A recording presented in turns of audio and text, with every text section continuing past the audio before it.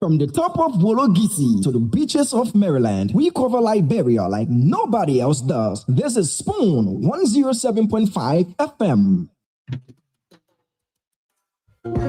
Yes, sir. A special one from the CEO, stand coming with the spoon.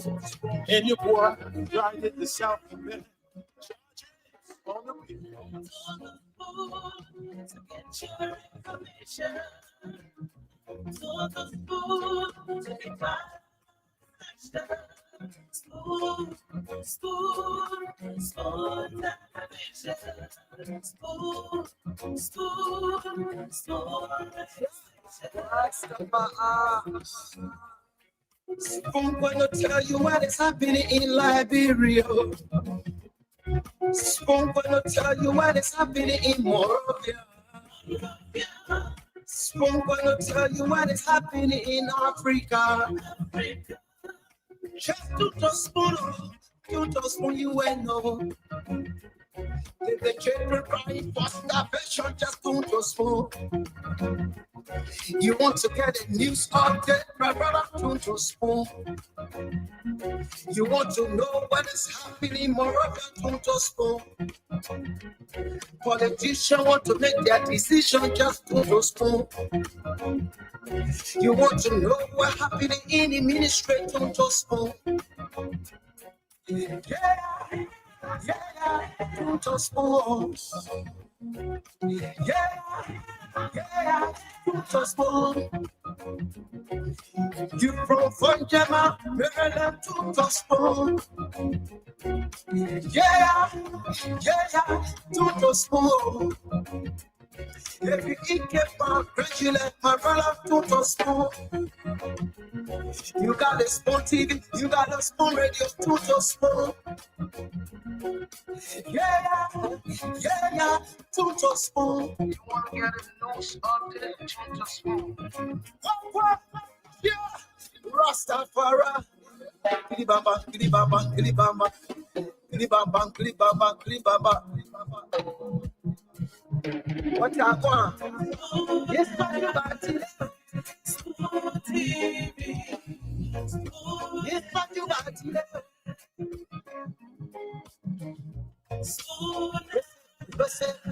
Spoon TV. Spoon Balabadibadiba. Spoon Skididididabado. TV. Spoon Entertainment. Yes, sir. A special one from the CEO, stand coming with the spoon. And your boy, right at the South Bend. On the beat. To get your information. To the spoon to be my spoon, spoon, spoon, spoon, spoon, Spoon gonna tell you what is happening in Liberia. Spoon gonna tell you what is happening in Moravia. Spoon gonna tell you what is happening in Africa. Just to spoon you and know. If the children crying for starvation, just to spoon. You want to get a news update, my brother, to spoon. You want to know what is happening, Moravia, to spoon. Politicians want to make their decision, just to spoon. You want to know what happening in the ministry, to spoon. Yeah, to spoon. Yeah, to spoon. You from Funjama, Maryland, to spoon. Yeah, to spoon. If you eat my congratulate my brother, to spoon. You got a Spoon TV, you got a Spoon Radio, to spoon. Yeah, don't just spoon. You want to get a news update, don't just spoon. What? Yeah, Rastafari. Kilibamba, kilibamba, kilibamba. Kilibamba, kilibamba, kilibamba. What you want? It's not your body. Spoon TV. It's not your body. Spoon TV. Spoon Ba-da-ba-di-ba-di-ba.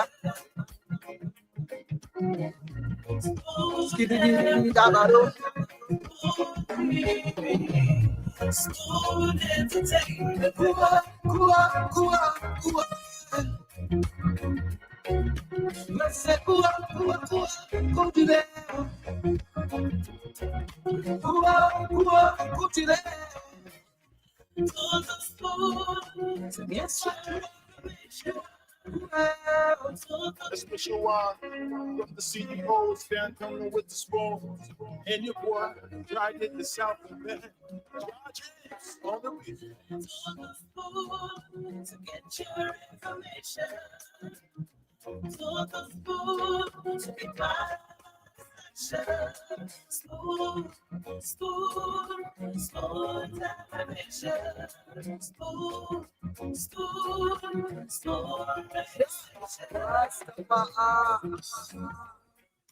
I'm gonna tell you what is happening in Liberia. I'm gonna tell you what is happening in Moravia. I'm gonna tell you what is happening in Africa. Just to spoon you and know. If the children crying for starvation, just to spoon. You want to get a news update, my brother, to spoon. I hope you had for yourselves a wonderful Saturday and a wonderful holiday as well. Politician want to It was a beautiful sunny day in most parts of the country, but as I speak to you right now, it's raining cats and dogs exactly at where I'm sitting here in Congo Town. to spoon. Today is the 29th day of November 2025, last but one day in this 11th month. You from Fonjama, Maryland And to someone said, oh, we're in November now. Yes, we are. to spoon. And after tomorrow, we will definitely be in December, To spoon. winding down the end of the year 2025. So how good have you made on all of those promises, all of those resolutions, all of those things that you said to yourself that you were going to achieve in 2025?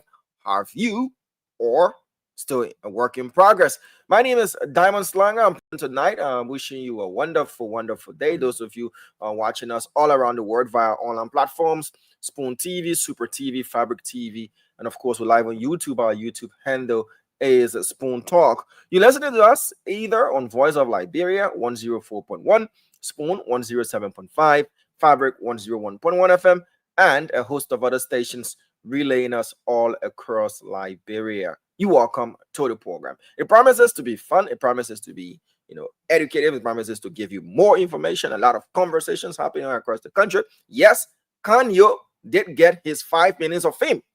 Yeah, centrism when visiting. Let me repeat that for you. Centrism when visiting. And then centrism reportedly is taken aside, depending on how you see it. Others are calling it, oh, Kanye meeting the president today. He pledged his support. Is he now going to be a centrist, or is he now going to be a UPIS? Is he now going to leave the CDC? And what is happening to centrism? But he's a panelist on the program. He's going to defend himself and his movement as well. Others have said it was just a means of getting attention, and finally he has met the president, and there might be other things happening in the pipeline. Remember, Kanye made a post on Facebook when he was being bashed by some seditionists here there. Oh, Kanye, you can stay home. Oh, Kanye, it's just been like 2 years now, and since the UP government took office, Kanye, you can make it. Why you hungry? Kanye responded by saying, me and nobody John Hart and Susu. That was smart. That was a smart response. He said, well, tell me when someone and myself John Hart and Susu. that I mean being hard time waiting for your, this and that. No. Others I said, Kanyo, you just moving from place to place and all of these things. Kanyo has said, I come here to come Morovia. Yeah, to come suffer.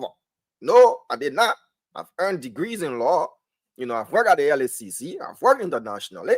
It's reported that he's got consultancies and all these things. But Kanyo, the centrist leader, met the Prezo today.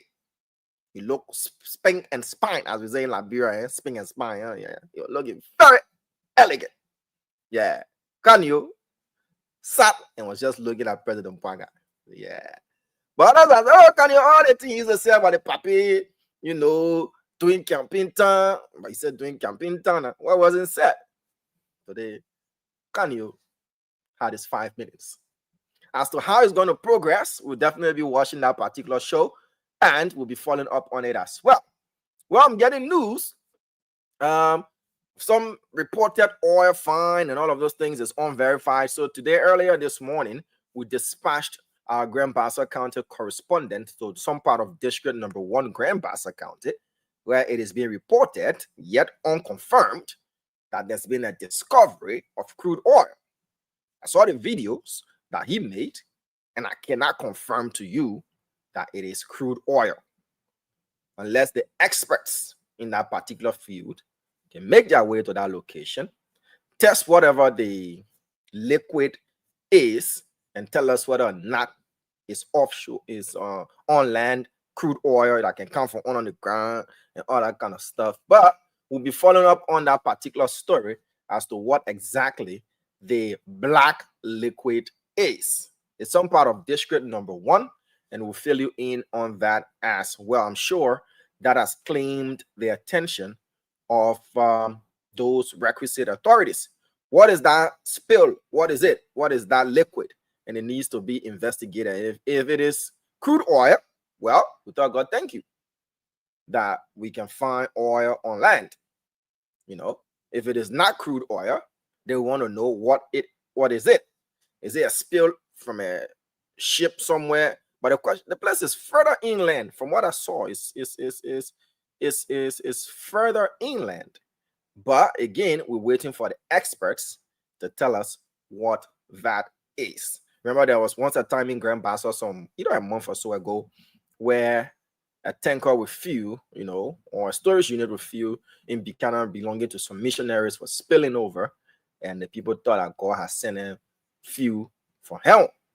But whatever that is, again, we call it on the requisite authorities to take an interest in that and let us know what exactly that is. On our part, we did send our reporter there today, and I will share videos and pictures from that scene with you as well. All right, we'll open the phone lines for a bit for you to tell us what's on your minds. A lot of things happening in the country, and Liberians have got a lot to say. Let's begin. The numbers are 0777-771075, 0555-101075. And anytime I'm announcing the numbers, that is when, he can appear. Anytime I'm announcing the numbers, that is when he appears. He appears in the background, and he will tell me, Damon, why are you not taking the people calls? 0777-771075, 0555-101075. As I said, we'll share some of those pictures with you that were snapped, and some of those videos that are recorded today from District Number 1, Grand Bassa County. Kudos to King Brown, our correspondent there in Grand Bassa County, who took upon himself today to go that distance to cover that up for us. So we will definitely share those pictures and videos with you. Let's kickstart what's on your mind with this person here. 0777-771075, 0555-101075. Hello? Yes, good evening, Damon. Yes, your name and where you calling us from? How are you? I'm good. Esther Johnson calling from Congo and Pacos Island. Okay, what's on your mind, Esther? Well, I feel a visit to your office last week and I made a little test.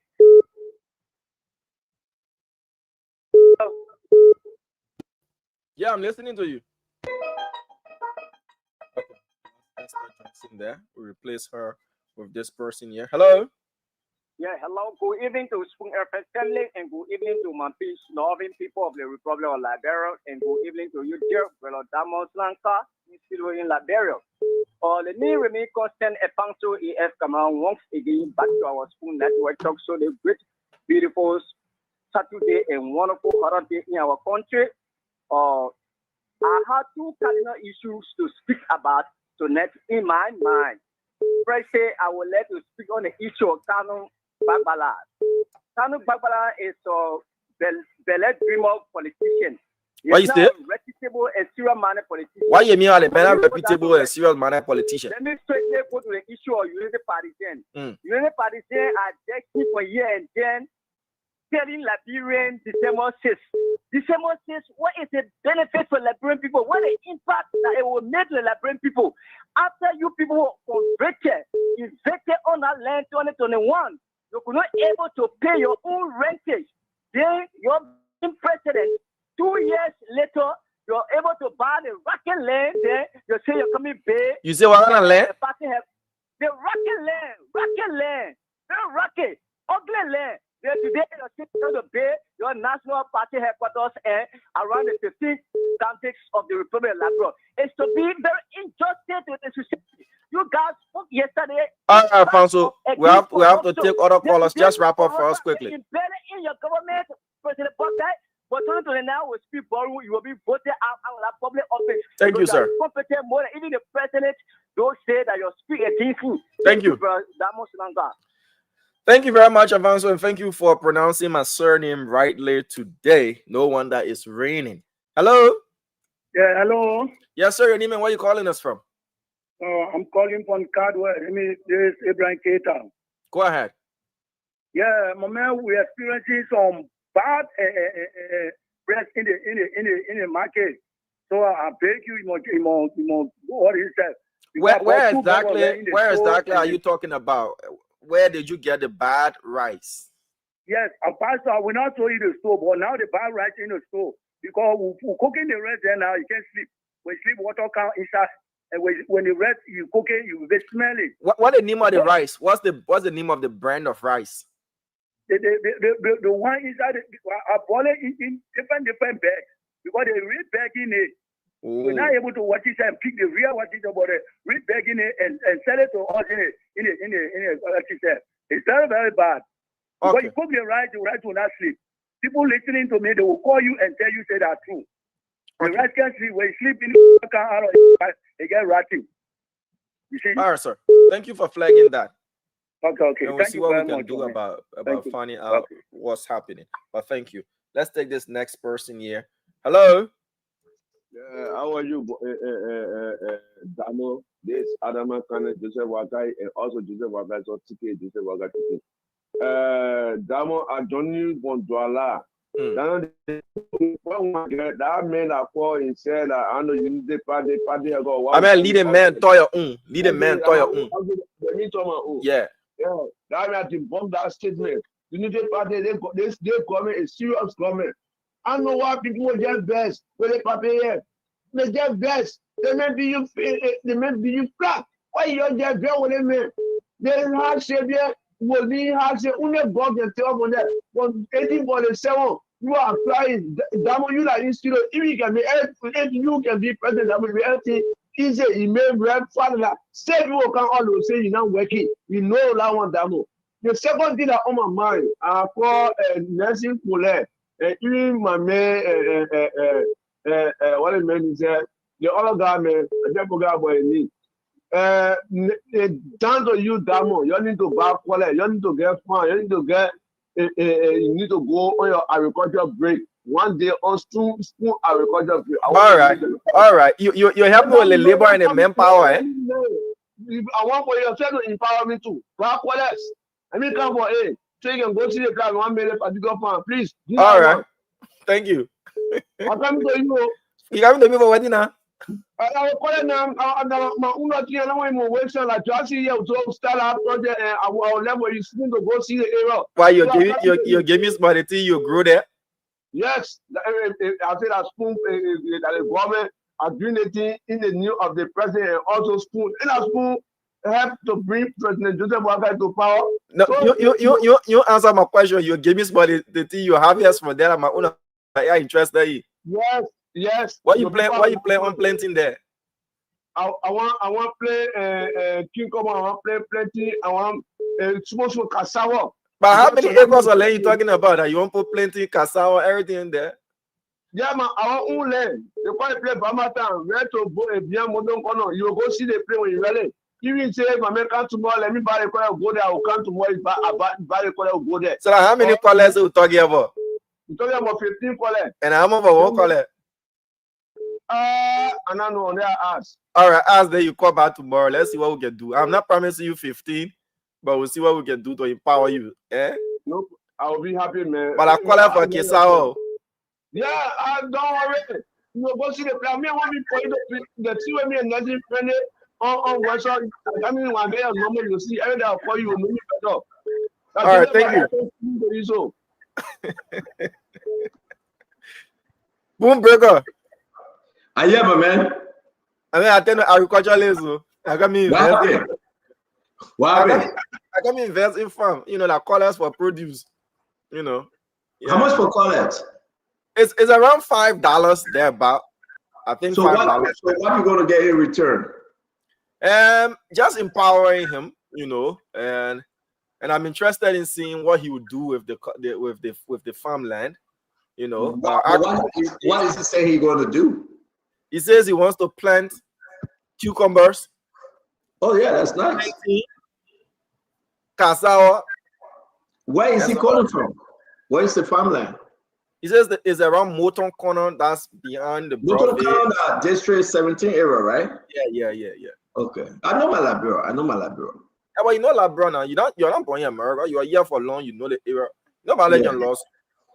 Yeah, but begin. I want to eat my eyeball. The thing I can't Glen begin. Yeah, they want to eat my eyeball. I know Labrador. But I mean, you take one of couplets too. Well, he says that is it a cutlass he wants? Cutlasses he wants. Probably he's got the other items or the other tools that he needs. And interestingly, my junior brother is an agriculturalist. You know, he's got a BSc in agriculture. So he's going to look at what that man says he wants to do. And then we'll see. So you're going to provide the colors. You're going to provide. Yeah, only advice of my brother because he's an agriculturalist. He'll go and see the place. He wants to see if this guy is really serious, if it's a legitimate thing, and all of those things. But he can play. He can also grow cassava, right? Yeah, that's good. How long cassava before you start, digging? How long it takes? I know that one. Yeah. Now me want me to farm, but I'll ask. Yeah, because if you put a cassava stick in the hole, I think you wait for 2 months. 2 months, right? You harvest? Yeah. It's too short. Yeah, that's quick. No, I don't know, man. I'm trying to know, man. I'm serious there. But I like what he's saying. I mean, it's a good thing. You can try. Put $25 in it. How much for a wheelbarrow? How much for a wheelbarrow? It depends on the quality of wheelbarrow you want to have. I heard that. Dualu say you're going to start importing wheelbarrow manufacturing. Have a wheelbarrow manufacturing company in Liberia. What happened? But you closer to Dualu than I am. So I'm just asking. Are you asking me? The CFO, Chief Financial Officer for Dualu Company, she's the Deputy Minister now at Internal Affairs. So it's going to be much easier, for the company, right? All right, the people saying 1 year, it takes 1 year when you plant the cassava. No, I don't think so. Others are saying 6 months. Yeah, I think it's 6 months. 1 year too long. Why you can't wait to eat a cassava? I mean, so why am I going to plant cassava to wait for 1 whole year? You know how many things you not wait for years to pass on like cassava you can wait for. But the beauty of cassava, right? You eat the cassava, the cassava leaves, and the skin of the cassava, you give it to the goat and the pigs. I mean, you can get a lot of stuff out of cassava. So it's very important for people to farm.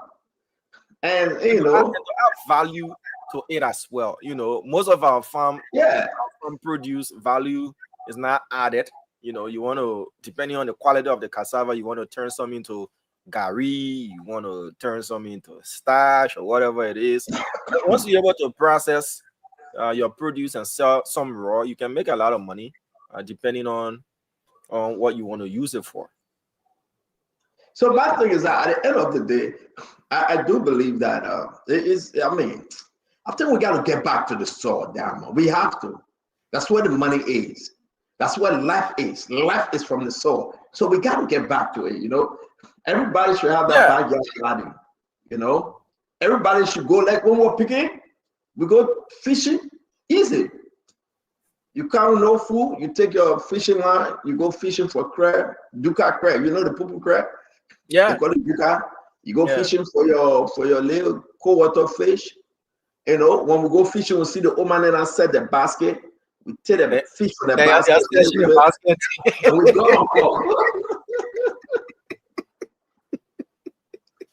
My brother used to be bad like hell. You go take all the woman fish from the basket, but how you get a fish? Oh, we're fishing. They no fishing, you know. The man take all the woman fish from the basket, and all the woman will start crying. But the train there would be there. You know what they used to do? They would take red cloth and tie on the on the stick. On the basket, but you know. They tie and they say like medicine. Oh, they put medicine. You touch it, you go crazy. You see, they put medicine. I knew that's so scared. When they used to put a bottle, those days the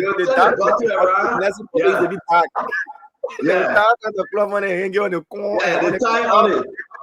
Then when you go, you see the red cloth. Oh, that's when you can't touch that one. You see that red cloth? They not put medicine on that thing. Let's go look for the other one. So scared. Then the other people will come outside. You know, you are right to where they get a little bridge will cross. The people will come outside. You are 200. Then you blow it. You say anybody pass here, you go crazy.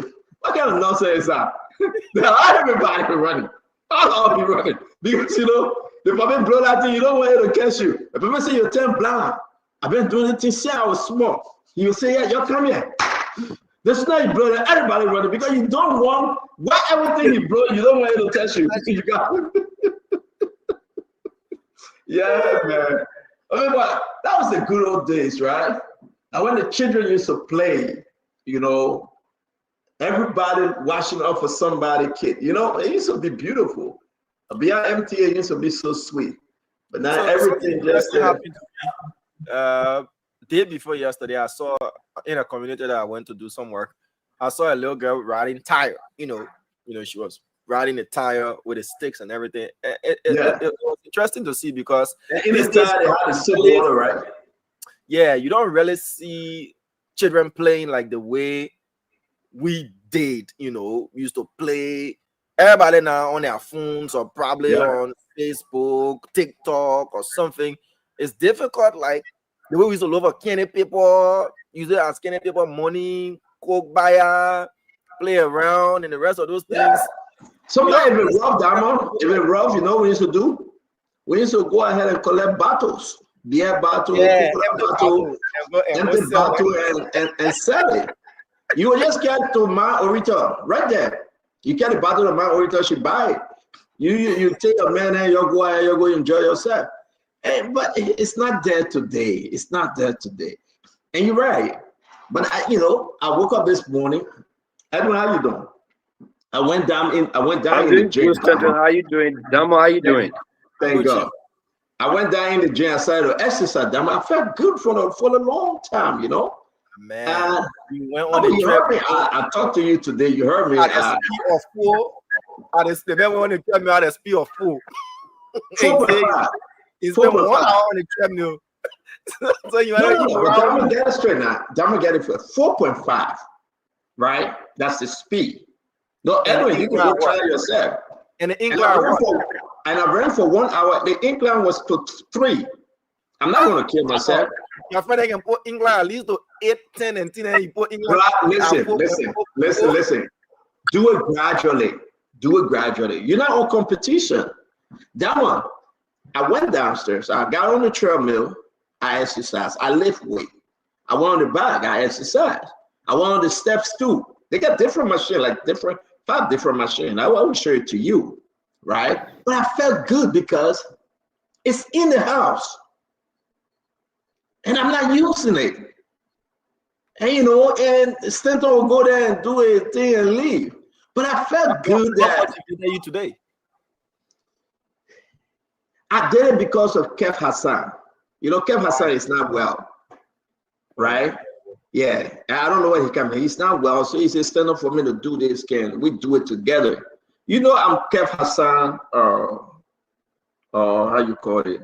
Motivator. You know, he followed me a lot, right? So just stop laughing.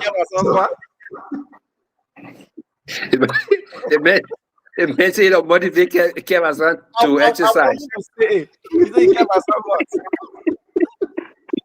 So Kev Hassan says, you know, I tried the doctor say I should lose weight. I should be walking, but CEO, it kind of too cold. You know, can you do it? Well, man, I said, man, I'm not going outside. I will go in the gym. I'm going to go downstairs to do it. He said, no problem. So I had to put a video on, and, you know, I'm running on the treadmill. I'm exercising, but he can't because no dumbbell, nothing. He outside in the park, right? And it's cold for him, but I got to keep him going because I want him to live long to see CDC come back or CDC is taken out, either or. I want him to reach to 2029. That's my goal, right? Because a couple of things will happen. Either CDC come back or CDC retire. So, right, Edwin? So I got to keep this ball on. Yeah, so, you know, and that's it, Diamond. So what I did was that I just, you know, I said, Kevin, I will talk to you whenever you're ready. You tell me, and then I will leave. But for 1 hour or so, Kev was walking. So I said, so Kev was walking in the cold. No, but I didn't want to tell him, man. I don't want to tell him, man. I'm a big on the gym. but Stanton, you know, it is very important for us to exercise. You see, it is not in the Liberian culture, but I've seen that thing when I was in school in the UK. You see some of the children very, very slim, and they go to the gym religiously. And some of us, we see out there and say, no, man, but I'm not too fast, so why am I going to do to the gym? But it's good. Exercise is one thing that keep you keep you living longer. If you exercise, you need to move the body. But here we don't do it. Yeah. No, it's not only about the young people, Edwin. It's about, you know, the older folks as well. So many people die of blood pressure, or sugar, you know, everything else because they just want to eat and sit down. There's a young kid that eating late at night and going to bed. Then we eat too much of all the food. You should have your cut-off time. Yep. If you don't eat after 8, if you want to eat after 8, eat a little bit of snack.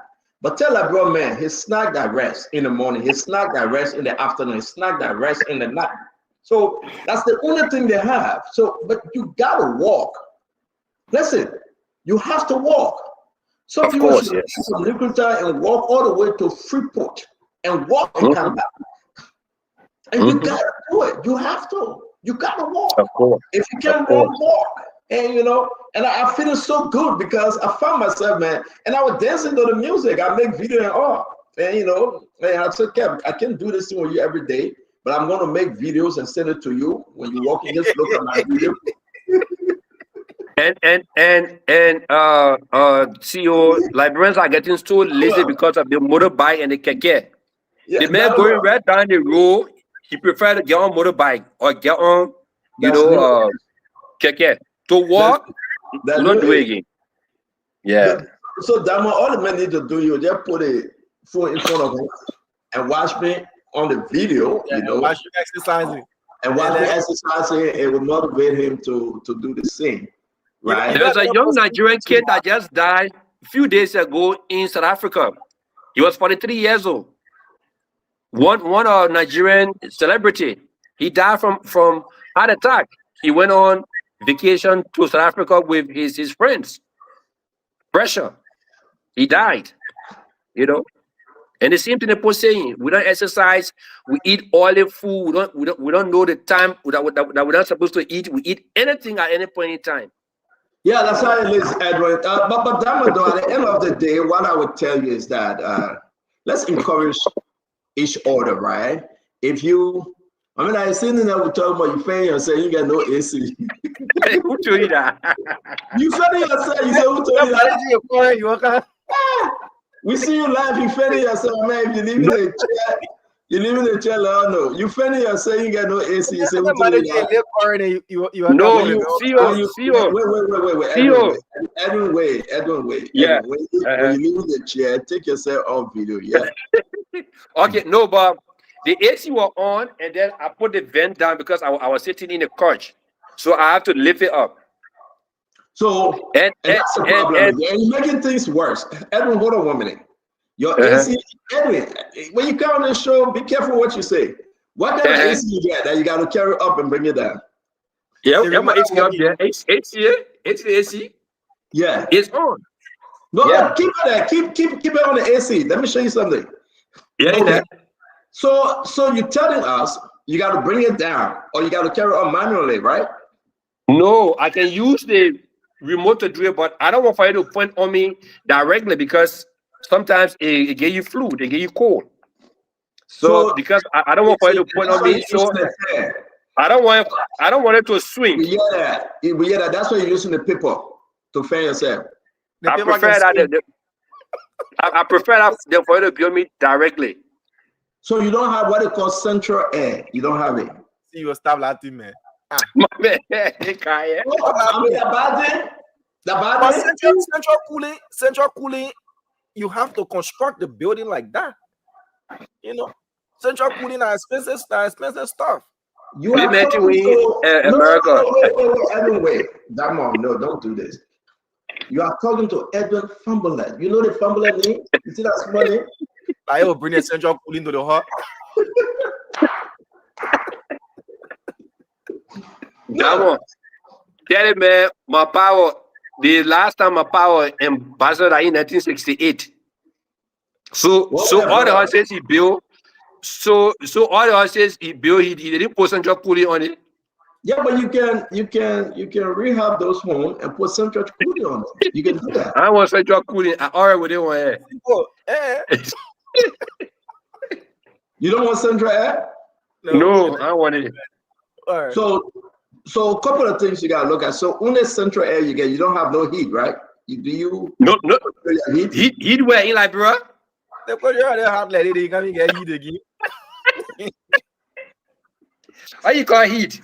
Wait, the last time. No man, Edwin, way back. Yeah. You don't control your heat, Damo? You don't control the heat? We get heat, yeah. But anyway, let's do. Stop laughing. So they stop laughing cheap. No. We don't control heat yet. Where you can control heat? Damo, wait. Let me do something. Damo, wait. Like America, you. Wait, Damo, wait. So and they're born into winter. But wait, Damo, you don't have this kind of heat that you control it and put it. You don't have some.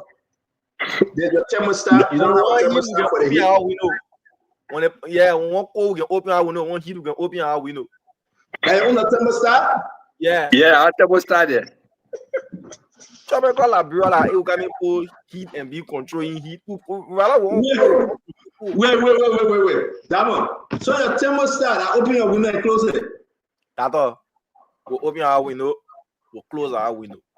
Yeah, in winter now, you give us quiet. But Damo. Mickey Graceman said the heat is also a CEO. No, but Damo, if anybody bring heat business here, that business will break down. No, brother. No, it will not break down though. I mean, you gotta understand, you gotta control your heat. You can do that. You can make a lot of money. No, we get interested in that you. He had like bro, big yeah. Okay, so two things you can do, right? I just took it off, and when you saw the orange light came on, I put it on heat, right? I can put it on AC as well, and you can do that. Sometimes it's cold in Liberia. Sometimes when the heat too much, you turn it off. I don't care how cold is it in Liberia. I don't care how cold is it in Liberia. Now 1% equal to how cold it'll be to your side. Yeah.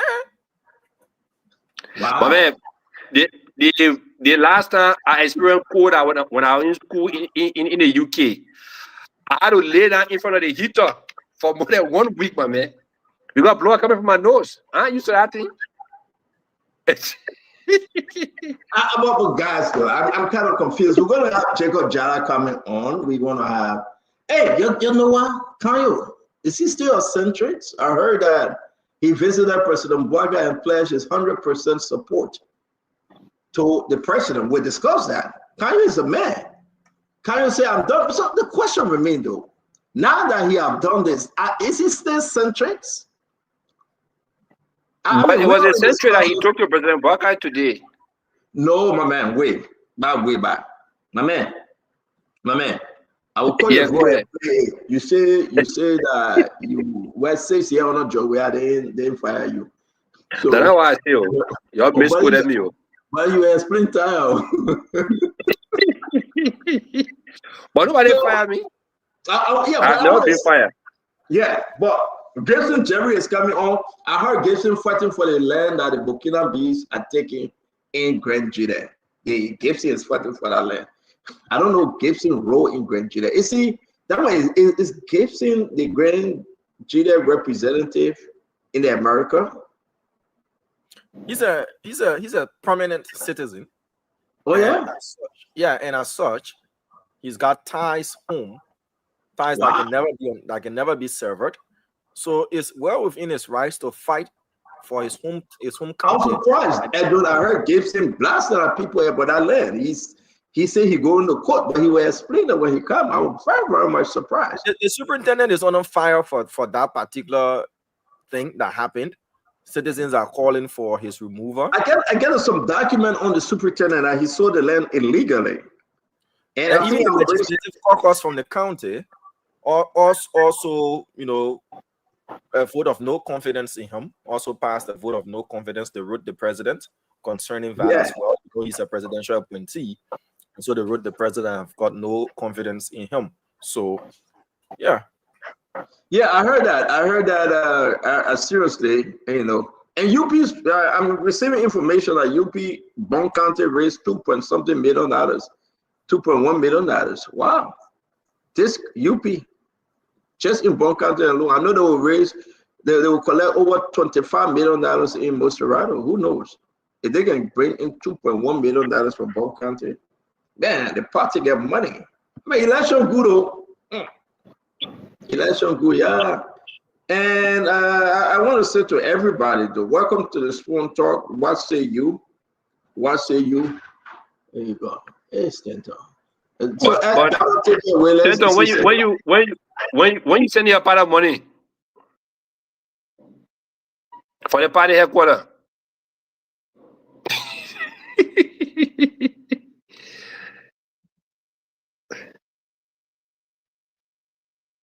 All right, so we'll give him a minute to be back. Mr. Formula, hi to you. Hi, Daniel. Yeah, how are you doing? Great. Abraham Kone. Yes, Cordelia Smith. Hope you doing great as well. Johnny Musa is watching us. Sylvester is watching us. Jerry Grisby is also following us.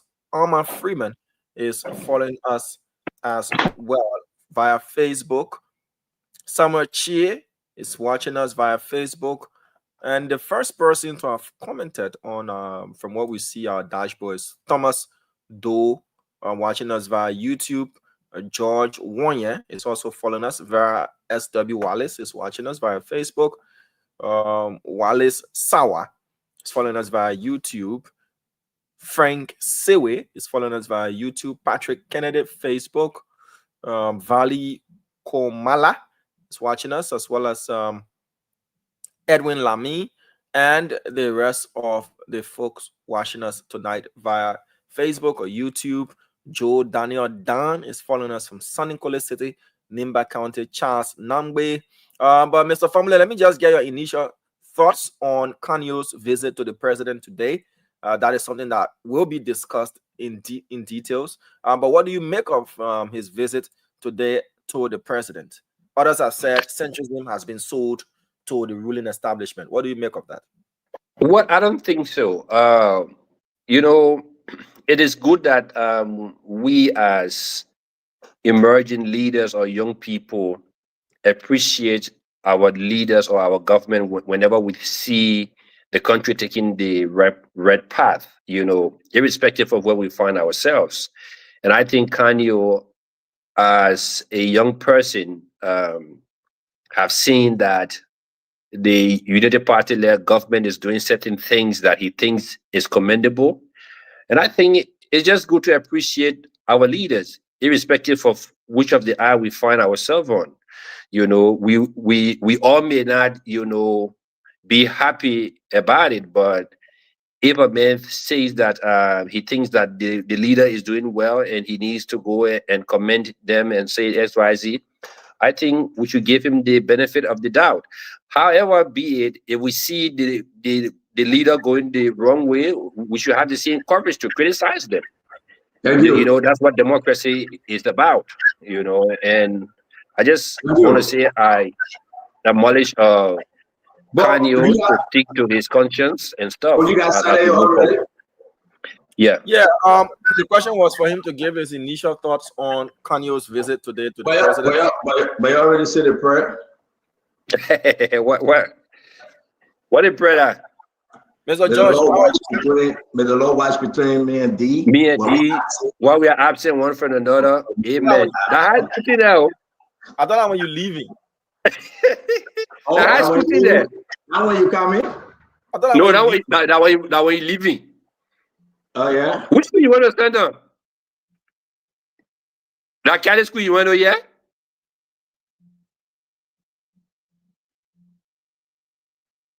NCO? I should see you want to government school, man. You're poking a bear. Mr. George, how are you? I'm doing fine, Diamond. Good evening. Good evening, Mr. Famula. Good evening, our listeners and all those listeners. How are you doing, brother Emmanuel? How are you doing, Mr. George? I've been very great. I've been very great. Yeah, nice to be here again tonight. I've been a little bit busy with other things out of town or so. Well, I'm good to be This Saturday, it's like we get started to Diamond, so when we try to squeeze ourselves in, then it kind of like too much for us. So everybody have to position themselves for me to be free. But I want to say, Emmanuel George, thank you for coming on. Edwin Fambula, as always, it's good to have you. Kev Ahmed Hassan, it's good to have you, brother Kev. Jacob Jala will be joining us. Abdullah Mambe will be here. We're going to have Gibson Jerry is coming on. Winfred Gorso, his father-in-law passed away. They are at the repast right now as we speak. They are the repast, and we pray that they keep strong. And our condolences to him and the entire family. I want to welcome Emmy Ryder. Emmy, how you doing today? It's good to see you, Sister Emmy. It's been a while, though. Don't forget, everything remain constant. The numbers the same. Do the needful, Emmy. You're my sister. You know what I'm saying, right? Emmy, if you copy, say copy cool, please. I know you following us. If you copy, just say copy cool. All right. Adolphus Thomas, it's good to see you. Pierre Campbell, as always. The voices of Lawalazu is in the house. Lucille Ture is here. All of the good people, please share the show. We're here today to have fun, to discuss issue of national concern in Liberia. It's nothing personal. We will do this as we walk our way to 2029. All right, John Sobey, this is the guy that always watch everything I say, and he cut it and he post it. So I gotta be careful with John. Okay, Emmy have acknowledged, she says she copy cool. Emmy waiting for you to do the needful. Sasei is in the house. Abraham Banga is here as well. James Davis is here. Alil Kamara is good to see you. Jefferson is always good to see you. Jerry Grisby, how you doing? Jerry said he copy cool. Thank you very much, Jerry. I want to say to all of you, if you copy cool, let us know that you copy cool. Now, we're going to do something new, right? We're going to discuss issue. Everybody will tell us why they are here today. They got 2 minutes. It's not too new, but we want to get into the mind of the ANC, of the UP, and that of CDC. Edwin Family, he's not a UPist. but he supported the Unity Party stand-up barrel. But virtue of the fact he supported the Unity Party government to come back. I can say that for myself as well. I'm not a UPist, but I supported Jose Yiman Bwaka, so I supported the Unity Party government to come to power. Like Emmanuel George, he's from ANC. But when will Mr. Cummings come back? What's going on? Said Mr. Cummings had one of the biggest interview ever. He's just quiet. He's just silent. And our brother Emmanuel not telling us anything. If you copy code, say copy code. I know all my people saying they copy code. Jimmy Francis is here. Copy code. It's good. James Doe, copy code. It's good. Peter Topa, copy code. Everybody got to say copy code because I really want to know. When Mr. Cummings run, we are in December though, and we are just thinking about this. But Emmanuel will explain to us because you know what? He's the only person on the show that can tell us the good, the bad, and the ugly about Mr. Cummings at the ANC, right? Kev Hassan, where is George Manawia? George Manawia has spent more time out of the country in his entire life since he retired from football. So where is George Manawia? I mean, we are asking this question not because we want to play it in joke. No, Charles Dangbe, copy code, that's right. David James, he read a copy code. But where is President Weah, former president? When will President Weah hit the road running and say, I am back? These are the things that people want to know. Kanyo, is he still a century? People are talking about Kanyo Bala. What's going on? Like, Kanyo cannot take opposition now and say he in the middle or he's supporting CDC. This is Kanyo, our friend, our brother, one of our panelists here on Spoon. Our Kanyo go to the other place now because now you're not joining Unity Party. Look at Kanyo say, wait, put a picture up. Look at Kanyo saying, "Brad Sama Pape." I'll deal with the guy. He said, "Brad Sama Pape," and you're making the Pape look smart. Don't do that, Kanyo. I mean, go back to John Manawia. Somebody got to tell Kanyo to go back to John Manawia. Let him move from my Pape alone. But Kanyo is in a photo now. You know, Kanyo took the entire squad. They went over there, you know, the entire crew were there. They, you know, they did their thing. They ate. I heard that the public gave them some rice and they ate. But that's a good, yeah, they ate, right? Am I making a mistake? They cooked for them though. Right, Kev? I'm not hearing you, Kev. So, yes, they ate, and that was one of the reason they went there for, you know.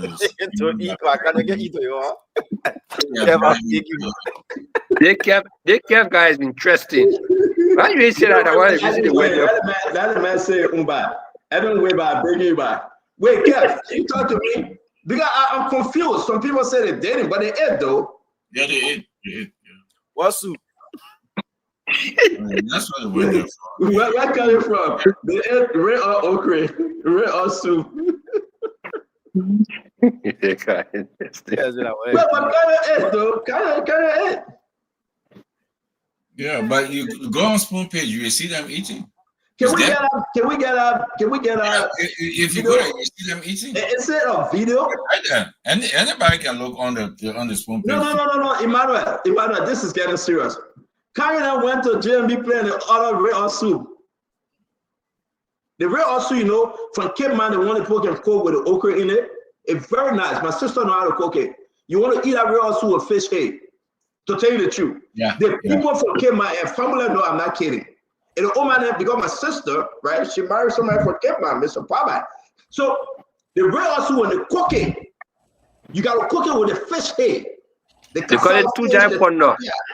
How do you call it? Tujai Pondo. Tujai Pondo, yeah. My man, if my sister cook that soup for you, you don't want to eat with a spoon. You want to eat with your hand. I'm telling you. That's the real soup. So is that what the fish head? Yeah. You know the fish head gets some flesh at the back, but you want to chew the bone of the fish head. So Kanyo now went there to eat fish head. No, thank you. No. So, my man, you gotta share this show, man. I mean, y'all share this show, please. Yeah, I've been seeing men against their hunger. No, but for 2 years, you can't stand hunger no more. You gotta go. He sold his soul to the devil. Yeah, Papilla give it. But I beg you, Diamond, don't do this thing, man. I know you're from Grand Junior too, Kanye from Grand Junior, but don't do this thing. Can you get all the picture and the video of Kanye eating? Other than what chewing, you can see them. Do we have all the time you used to visit president where he never ate? Yeah, but listen now, and that's my party. That's why. No, you answer the question. All the time you used to visit president. No, I get where to eat there because of my party. So But this man cross over to go eat. eat. This man cross over to go eat. He cross over to go eat. Now you used to eat. But Diamond. Leaving your home to go eat your neighbor food. To go eat your neighbor food. What's wrong with your neighbor? Our parents have beat up for that. Listen, fumble like you grew up on that kind of thing, man. Your parents have beat us to go eat your neighbor food with all consent. Careful, I beg you, man. I beg you, Diamond. I hope you're not protecting your brother, Kanye. Yeah, I'm asking Kev. But Diamond, I know you guys are your kingsmen. Can you please put a video or the picture of that? Why are you making Kev to not answer my question and you just trying to divert it? I think Kev is right. Kev is a born redneck sedition. He can eat anywhere. Kev can go to Joey Hall. He can go to cemetery play. He can eat any sedition because he's a sedition. But Kev would never leave CDC to go to Moadi play and eat. Because Kev asked if you trust Moadi, you didn't trust Moadi. Moadi, you put wishing in food. I say that one. But give me 30 seconds. Let me take my kind of trust the president. Now I get the president on. No, we're not saying about wait. Let it put our video or Kev wait. Diamond, can you put a video or the picture of I beg you, I'll look at the video. I'm gonna find the video. The video lost. Diamond, don't find it yet. The picture. Can you send it to me? I need it. Seriously, I'll put it on myself. Because Emmanuel, right? So you mean Kanye left from South Africa to get over food in Joseph Burger House? I gotta find the video myself. You start on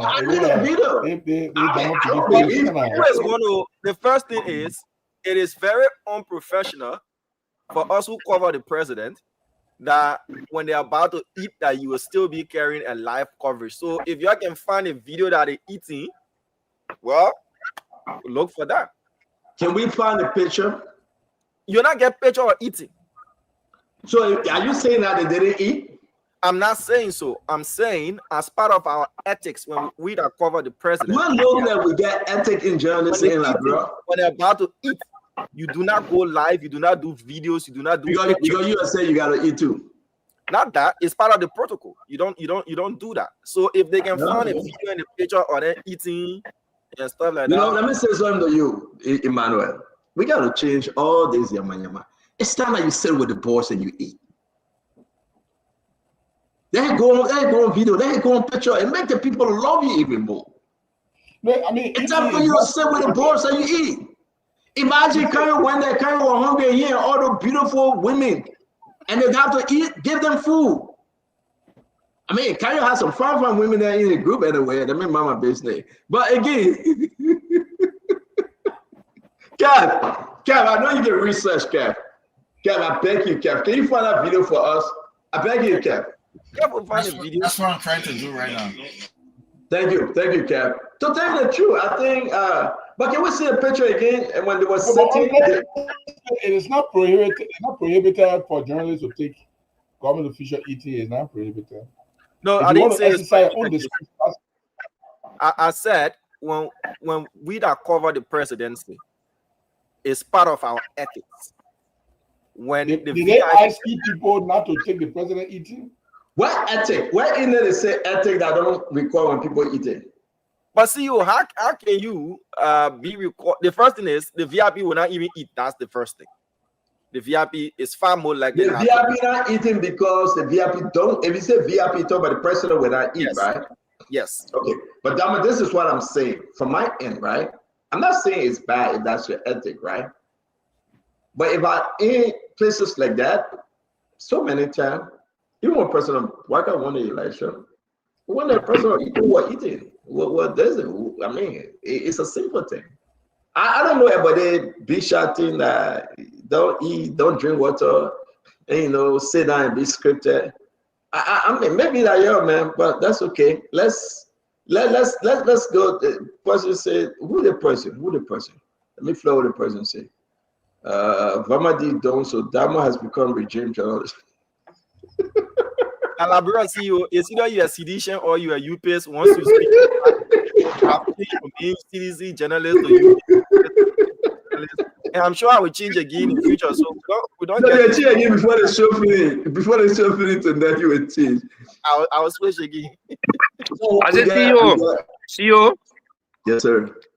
Has Kev Hassan checked on his friend from Guinea-Bissau? You sure you want to go there though? No, I just asked you a question. No, I'm just saying it's a beautiful side, but you sure you want to go there? I just asked him whether he had checked on his friend from Guinea-Bissau because we're concerned about him.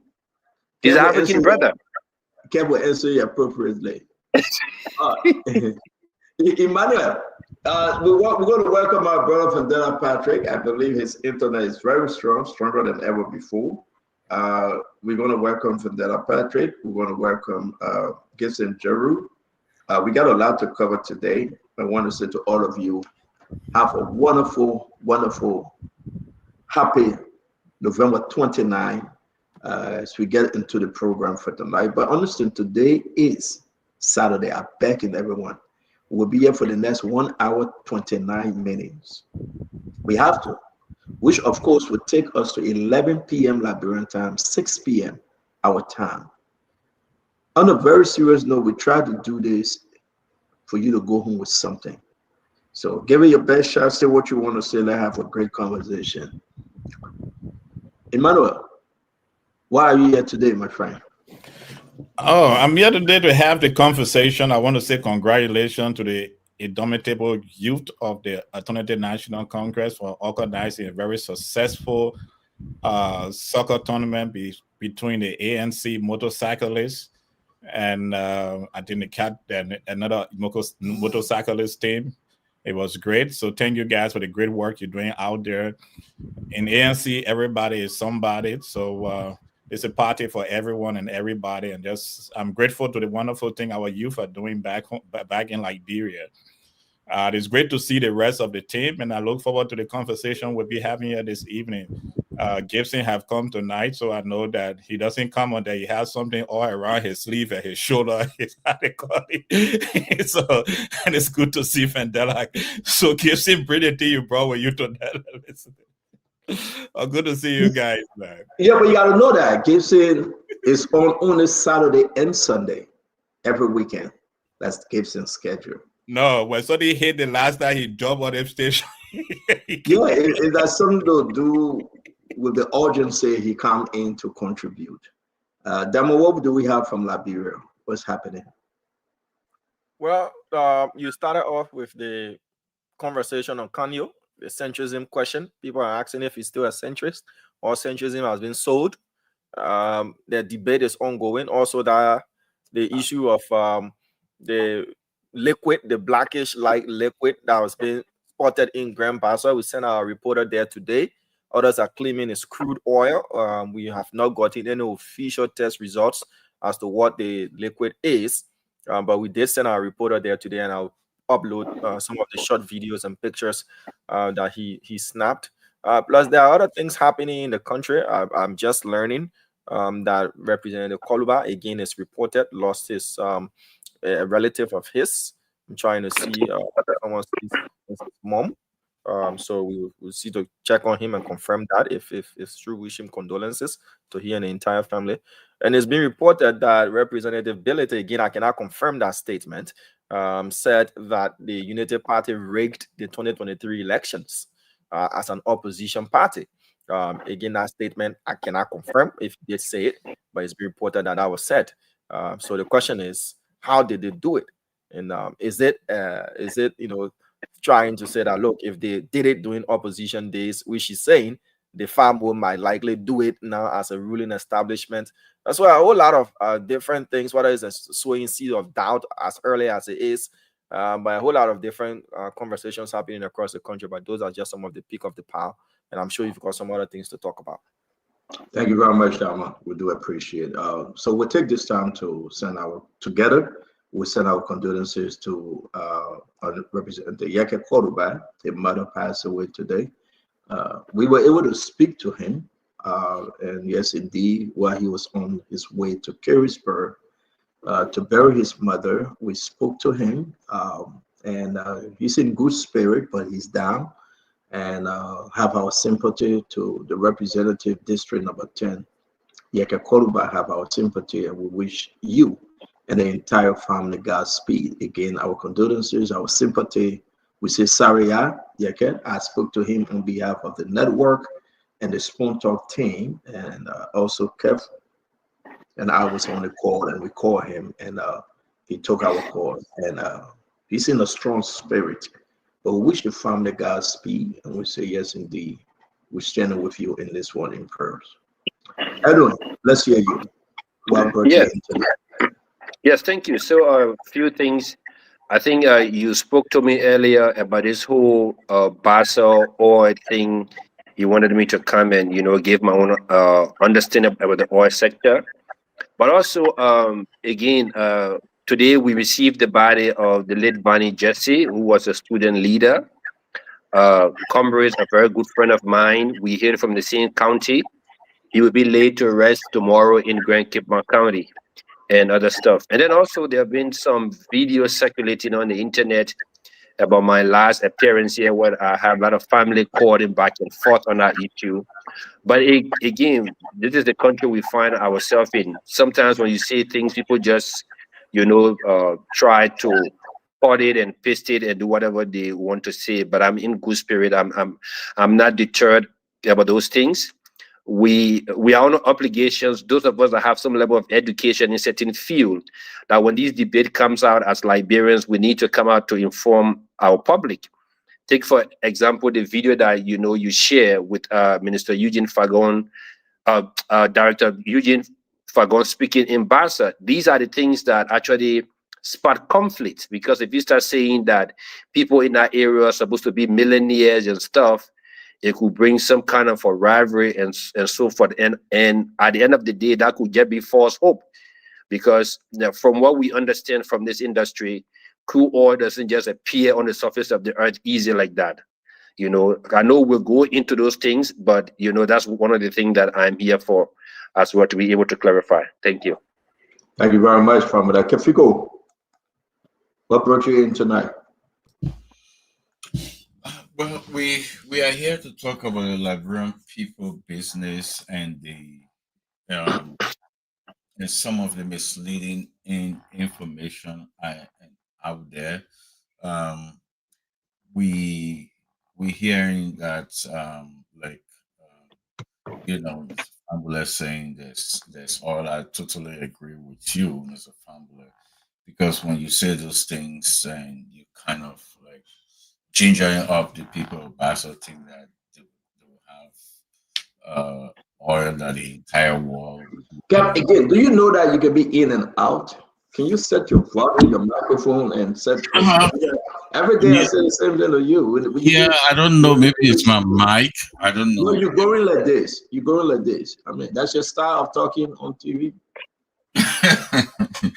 Yeah. So I know, Jeremy. Yeah.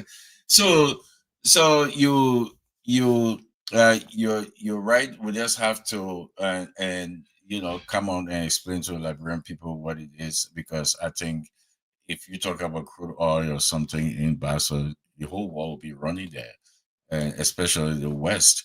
It's not something that you would say. So I don't know what my brother Eugene Fagon is talking about, but maybe he knows what he's talking about. We'll see later.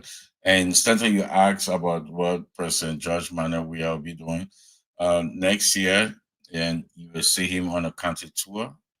You will see what's going on, and we'll explain to the people what we did as a government versus what's happening now, and also saw Kanyo that's saying that he's a centrist, but he actually devoted his time or gave his allegiance, or if I would say his support to Joseph Iman Boakai. I don't know if that the definition of centrist. I thought he should be in the middle. I thought he should be all over. I thought he should hold it every. Thank you, Kev. Let's go. Just an intro, Kev. Let make it short, and then we get into this different topic. Gibson, let's hear you as we welcome Dr. Bople on the show. Gibson. Okay, so two things really interest me today. The first one has to do with a lady who accused her husband of loving to someone, and the guy left the house 4 days. She went to the guy, jumped on the girlfriend. The girlfriend broke the bottle, stabbed her in the face, and the police arrested two of them. But the police is not charging the man. My concern is why the police is not charging the man, because, like for us here in North Dakota, if your two girlfriends fight, they put charge with criminal incitement, and that is about 2 or 3 years in jail if you are guilty of criminal incitement. I don't know in Liberia whether there's any law where if you are responsible for two girlfriends or two women to fight for your business, whether you can be prosecuted for incitement. So that interests me. I'm also interested that the story of the Grand Jede land is still lingering. A 931.4 acres of land was deeded wrongly, illegally, and 500 of that 900 acres was surreptitiously, illegally sold to a Burkinabe man, and that deed still remains. Even the land commissioner said the land is illegal, but the judge's signature is on the deed, the clerk's signature is on the deed, the county attorney's signature is on the deed, the superintendent's signature is on the deed, and the judge had not reversed the ruling. They ordered to make the deed illegal. And I think the people of Grand Jede are in for a rude awakening. That deed remains legal for that Burkinabe man. And the Burkinabe man is now doing coffee farming, cocoa farming, and I think this is a bad lesson for Grand Jede County. And I think the government needs to step in. Thank you very much. Let's welcome our brother VP. Welcome to the show, sir. So I'm so happy to be here tonight. It's been a couple of days, but primarily I think it's about time that the government, specifically the rescue mission, focus on educational restrengthening, specifically in the area of Margibi and healthcare. Yesterday was the homecoming of my alma mater, the Habel Motor Life High School, an institution that made this individual on this platform. And I'm very proud to be a product of that institution. Unfortunately, what I observed yesterday, I almost burst into tears. The school is underfunded. The classrooms are dirty. Inadequate armchairs. We're still using traditional chalkboards. This is 2025. It should not be that way. And the dust from the chalk, it has the ability to destroy the eyes of teachers. And I went around the campus, there's nothing for something that resembles recreational activities, no basketball court is completely lacking. I think the Minister of Education, now that the budget is around 100 million, we hope that the Minister of Education can prioritize Habel Motor Life. As a matter of fact, that is the first high school topic. Just a topic, I beg you, then we can get into it. I just talk for 1 minute, 10 seconds. A lot of people talk for 2 minutes. Let me conclude. Yeah, let me call you up because we just asked for the topic that you're bringing on tonight. We asked you to explain. Oh, no. But a lot of people talk, you not cut them off. Why go you don't let me? Go long Remember, you have to give me a dignity, that reciprocity. You see, it's not about reciprocity. It's about reciprocity. You get a 3-year visa now. You get a 3-year visa, right? Why you always do that? But you're discussing the merit of the case. That's what it meant stopping you. Yeah, but you talk for 2 minutes. You talk so long. Yeah, but it may stop me too now. Alright, so You are not a CEO. so We guys, talk for let's 2 move minutes. on. So the guys, let's You move know, on. CEO, VP, we talk thank for 2 you. minutes. I VP, talk for thank- 1 minute, 30 seconds. Then the man Okay, continue. VP. I rest my VP, case. thank Go you. ahead. VP, thank you. CEO, VP, thank you very much. CEO to Manitu. Please do. Yeah, broke CEO. You get no money, but you CEO. That's a problem. Let's hear you. I don't see a broke CEO like this. How did the man say CEO? Ask the member 50 bucks. You say you get money.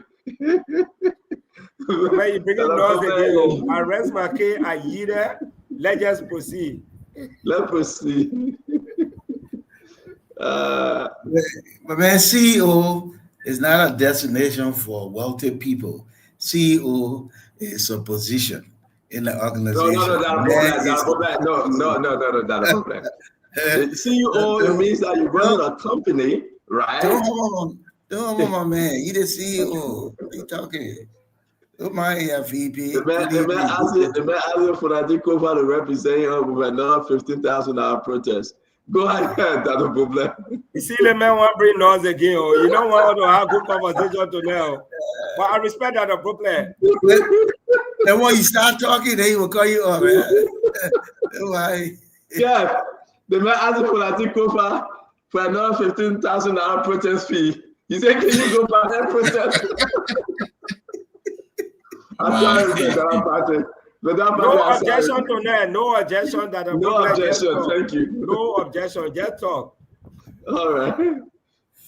So it's going to be on the show tonight on a Saturday. So I was listening to the show, and I came on. You know, today is President Tubman's birthday. Which at least we're commemorating it. And so today was a quiet day, at least on my end. You know, we did some little charity thing in my yard just for friends and neighbors, and did some little swimming and exercising in the morning and all that kind of stuff. So it was a quiet day, but also had me thinking, Stanton, about the economics of holidays. We have a lot in our country, and so I'm kind of sketching to get an article to publish on Monday. And I think it'll be important for all of us to take a look, especially those who run the government. Holidays are important, but we have this phrase that we attach to our proclamation, and it says all businesses should be closed. And for the economy, it's really not good. Holidays can help the economy. Holidays can help gross domestic product. Holiday can help expanding the economic pie. Children are home and parents are off work, and then you close all the stores. It's not good for the economy. We can celebrate and we can open the stores. But anyway, I'll put my thoughts on paper and publish it. But it's a good day. It's been a good, quiet day here in Margibi. Small rain, plenty of sun, and it's been okay. I just got to say here, as we move into the show, CEO, I listen a lot and about the centrist movement and Kanye's visit with the president. And it had me thinking, what actually is centrism? Because in Liberia, the two big parties, UP and CDC, they're not really value-based political movement. It's personality politics that we practice here. So it's not like, okay, this group conservative, this group is liberal, this group believe in that, and this governing philosophy is different. So I wonder what the centrist movement look like in Liberia. But I guess the very smart counselor and our colleague can explain that. Obviously, the president was happy with what he heard regarding the centrist movement. I just thought it was interesting. So what is centrism in the context of Liberian politics? Thank you. Thank you, Dr. Poplar. Thanks to all of you. We do appreciate your joining. You guys joining us every day is great. We appreciate you all. We say thank you very much for your contribution. Wherever you find yourself, we want to say welcome to the Spoon Talk. We always glad to have you. To those of you joining us in the radio land, we welcome all of you, Voices of Liberia, and all of our relays. We say thank you. All the old man, and those of you that are in the club right now, but watching Spoon TV, we say thank you.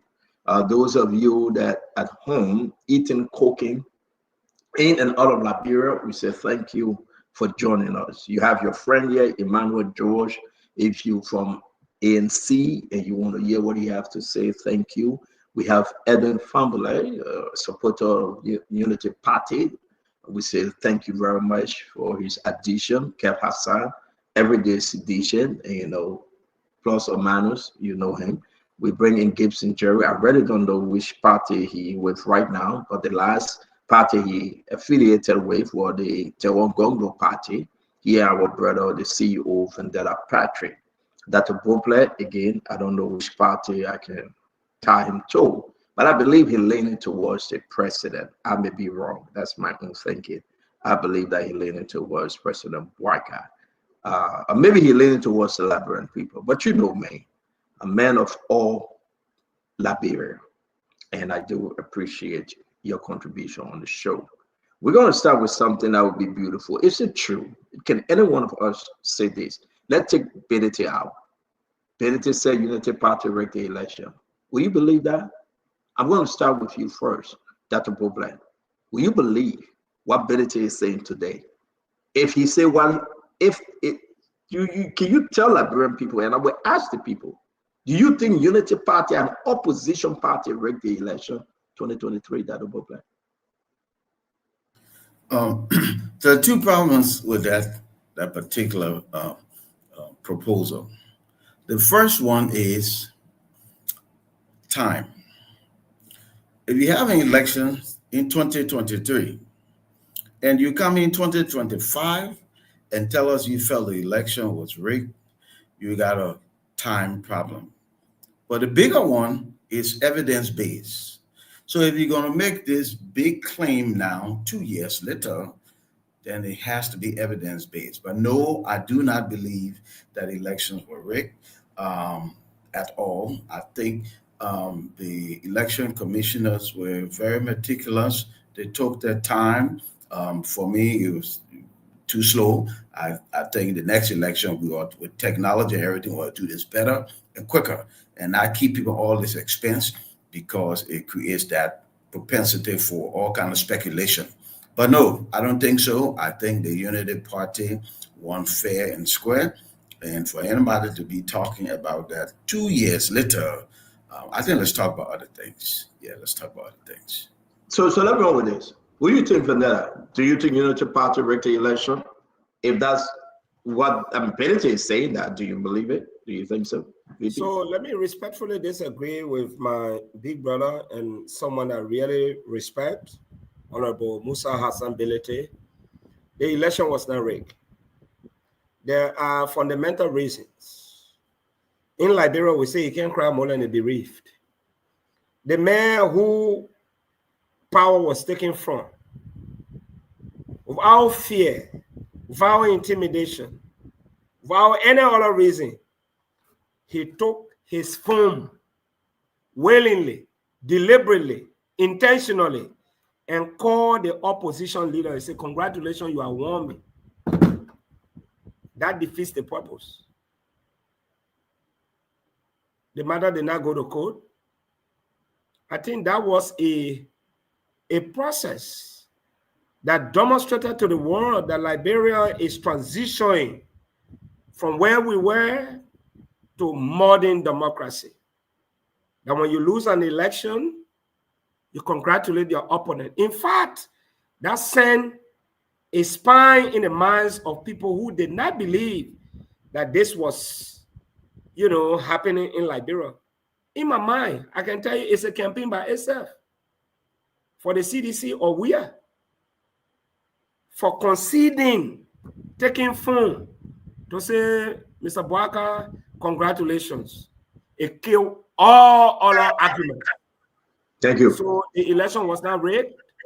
It was free, fair, and transparent. Thank you. And President Weah himself acknowledged that President Boakai won the election free and fair. If he didn't win it through that matter, we would not have been here today. Thank you very much. Gibson, what say you? I want to keep ANC for last because we heard this coming from ANC war room too. And most recently, I think Emmanuel tried to allude to that as well, and we got to keep him for last. Gibson, do you think the election was rigged? I think Billy has a point. And I think if Billy says the election was rigged and he has reasons to believe, there are coordinates that we can put together that can show that indeed the election could have easily been rigged.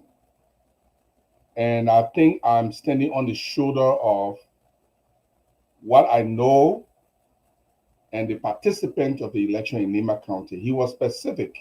He said the vote of the first round was not incompatible with the vote of the second round of the runoff. And I can give a few indicators. With the presence of Prince Johnson, Jeremiah Kuhn, all of the Nema actors that were on the Unity Party side, there were huge possibility because they were not everywhere that CDC have voters of. So there's a huge possibility that the election could have been inflicted in several parts of Nema County. In fact, I was mad with George Weah that while they were counting votes in 2 of the towns in Nema County that he had to concede. But I'm standing on the shoulder of these indicators, the coordinates, to say that Billy has a point that Nema election could have been rigged. And I think I will agree that indeed the numbers were inflicted. There was some manipulation of the votes, and we can't shy away. We have to say this through history.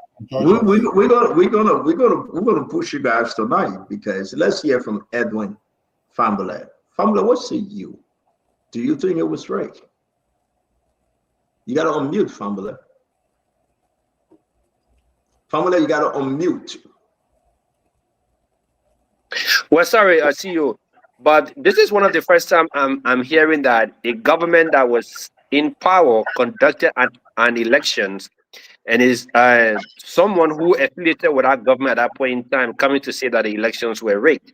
Many times it is the incumbent government that rigs elections, not the opposition that rigs election. But having said that, I pick you back from what Vandala Patrick said. I think Honorable Musa Ability is singing the same song like most of the guys from the CDC have been saying, that President Weah shouldn't have even alluded to defeat because of the margins. He should have stayed on, what he did, by turning over power. Many of the African leaders wouldn't have done it because of the margin. But I don't want to believe what is coming out of, Mr. Ability, that yes, indeed, the elections were rigged or so. When you are seated as the president, you control the elections commission at that point in time to conduct these elections. You have all of the state apparatus under your control. You have the security and so forth. So for you to say that you were in power and then the opposition came and rigged that process, it just sounds so funny that nobody wants to believe that.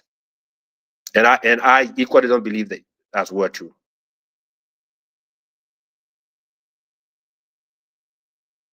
Kev, what say you? Stanton, I was one of the person that the day of the election, I left from El Lagoon and I drove to the president home. And I was one of the person that said to the president that night, I don't want him to. Kev, just come in front and just stay there, my brother. I beg you. Yeah. Maybe you need an earpiece though. Okay. Can you hear me now? It's good. Just stay like that. I hear you better. I left from the Ala Lagoon and I drove to the president home that night. When the president was conceding, I was in the room that night where he called Jose Imam Bokai. And I was one of the person. I never wanted the president to concede that night.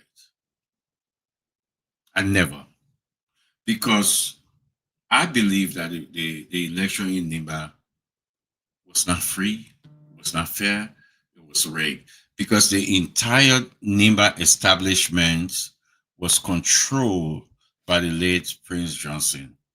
And all the magistrates and everything we know was wrong. I know folks that will not call the name to name, maybe they will say it, that call some of us and say, something is going on here. Something is going on there. But the President George Manuel Weah, choose peace. He choose peace. He said it's okay. He said it's okay.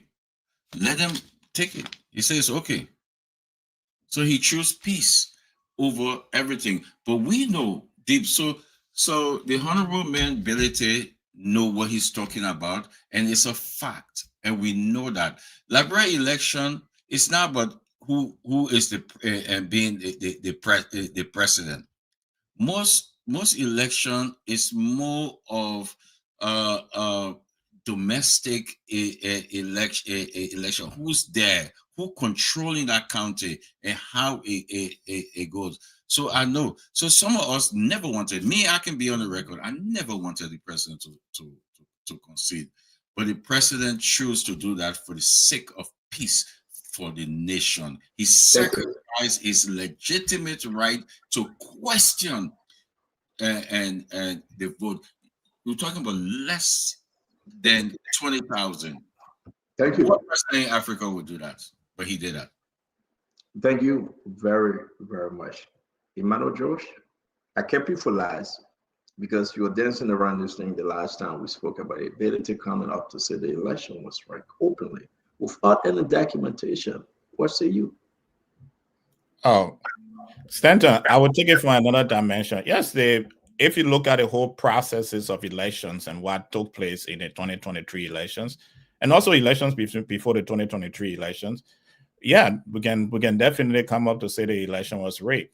First of all, in March 2023, the CPP had a concern about the districts appropriation setting aside the districts according to the constitution mandate. That was not done by the Election Commission, nor was it done by the National Legislature. Again, the CPP spoke to the issue of trucking. Everyone who is on the place know that there were trucking that took place, moving people from one district to another district. It took place a lot. I saw it with my two eyes when I went in Liberia.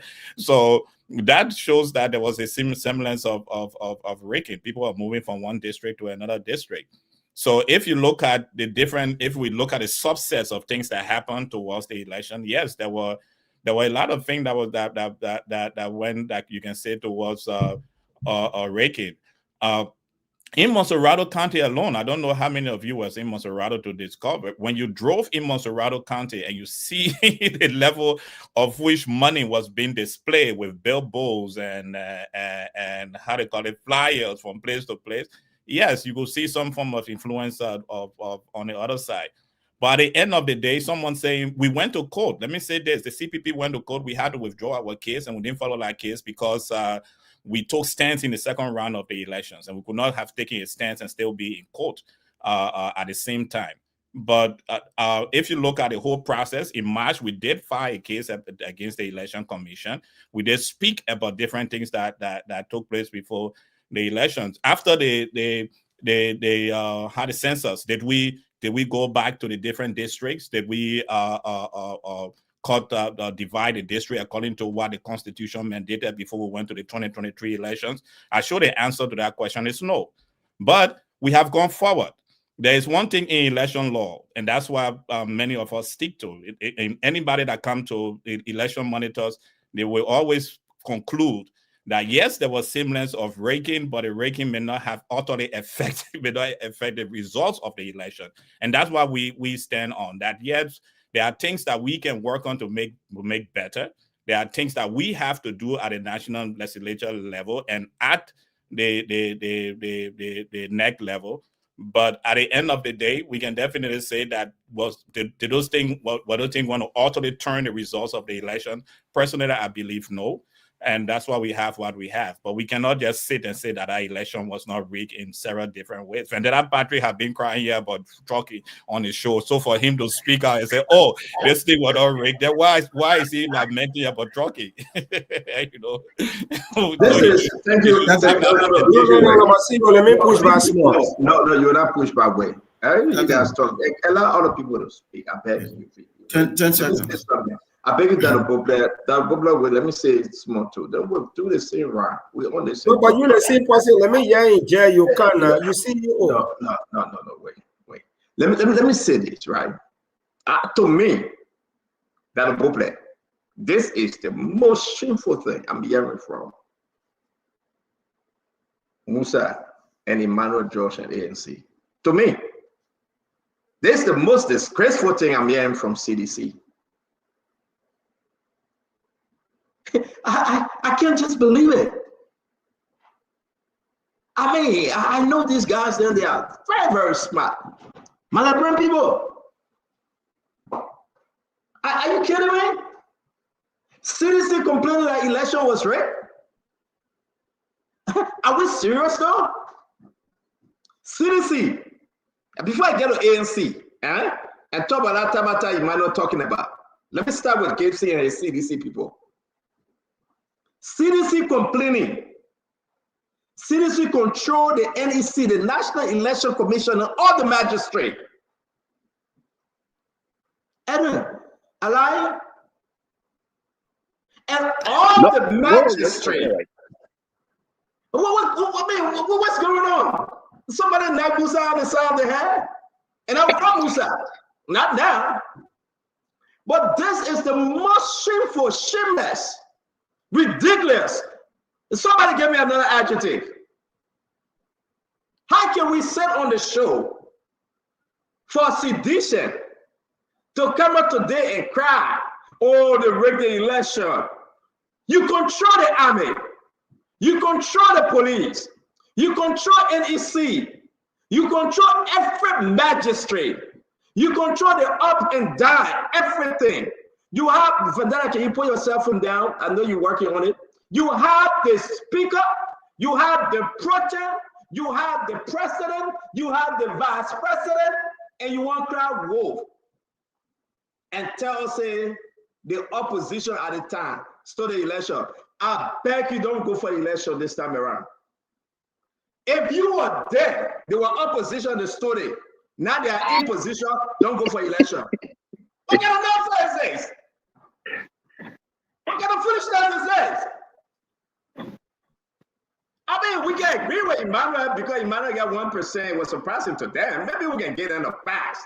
Maybe this will get a 3%. But somebody ate the percentage off. But how can we listen to CDC?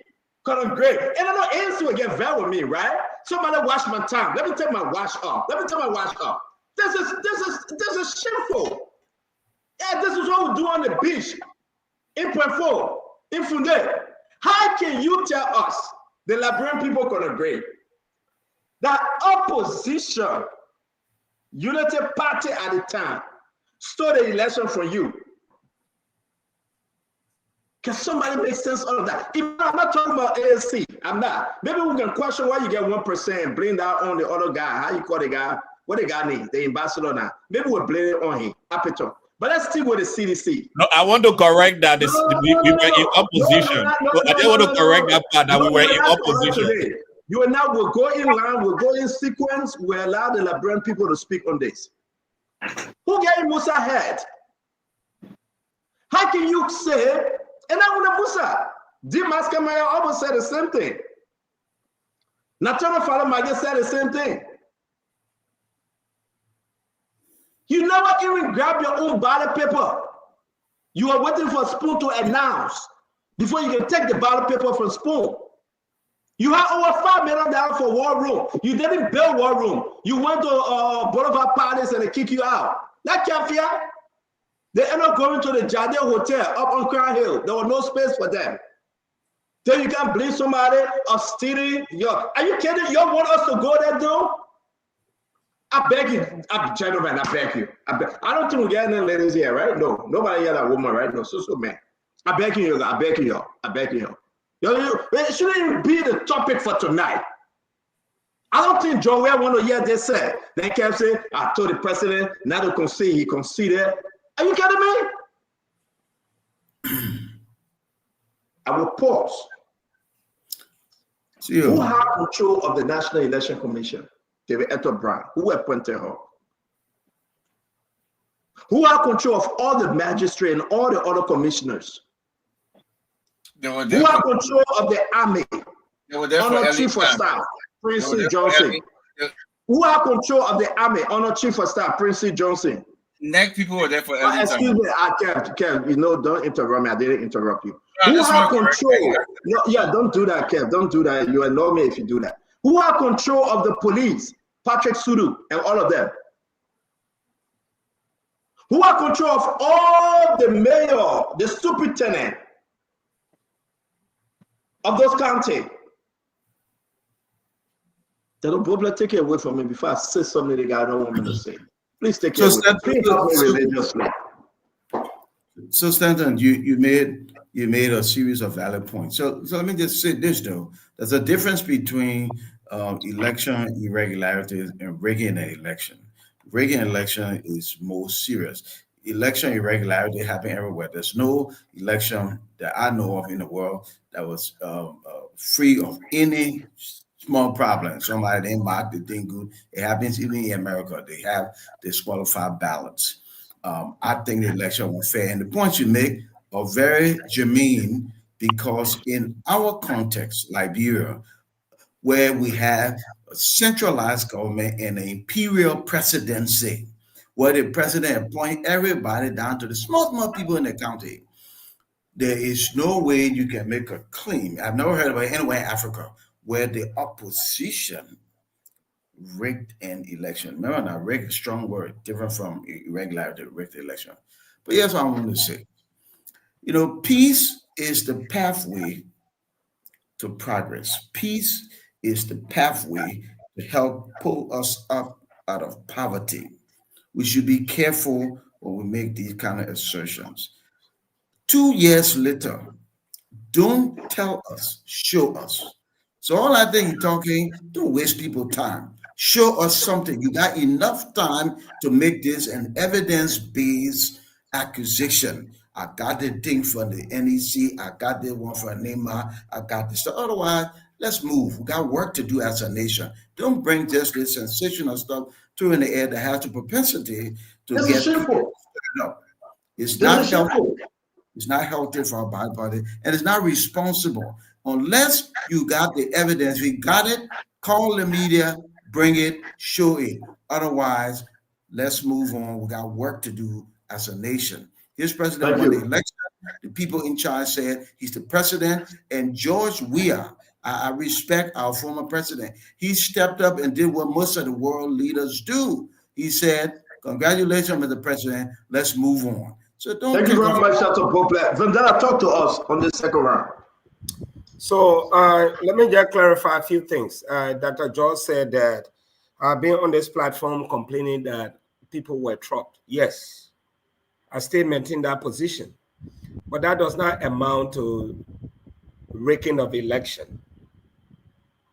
And like I said before, the security was in the hand of the incumbent election commission. Let me just say this.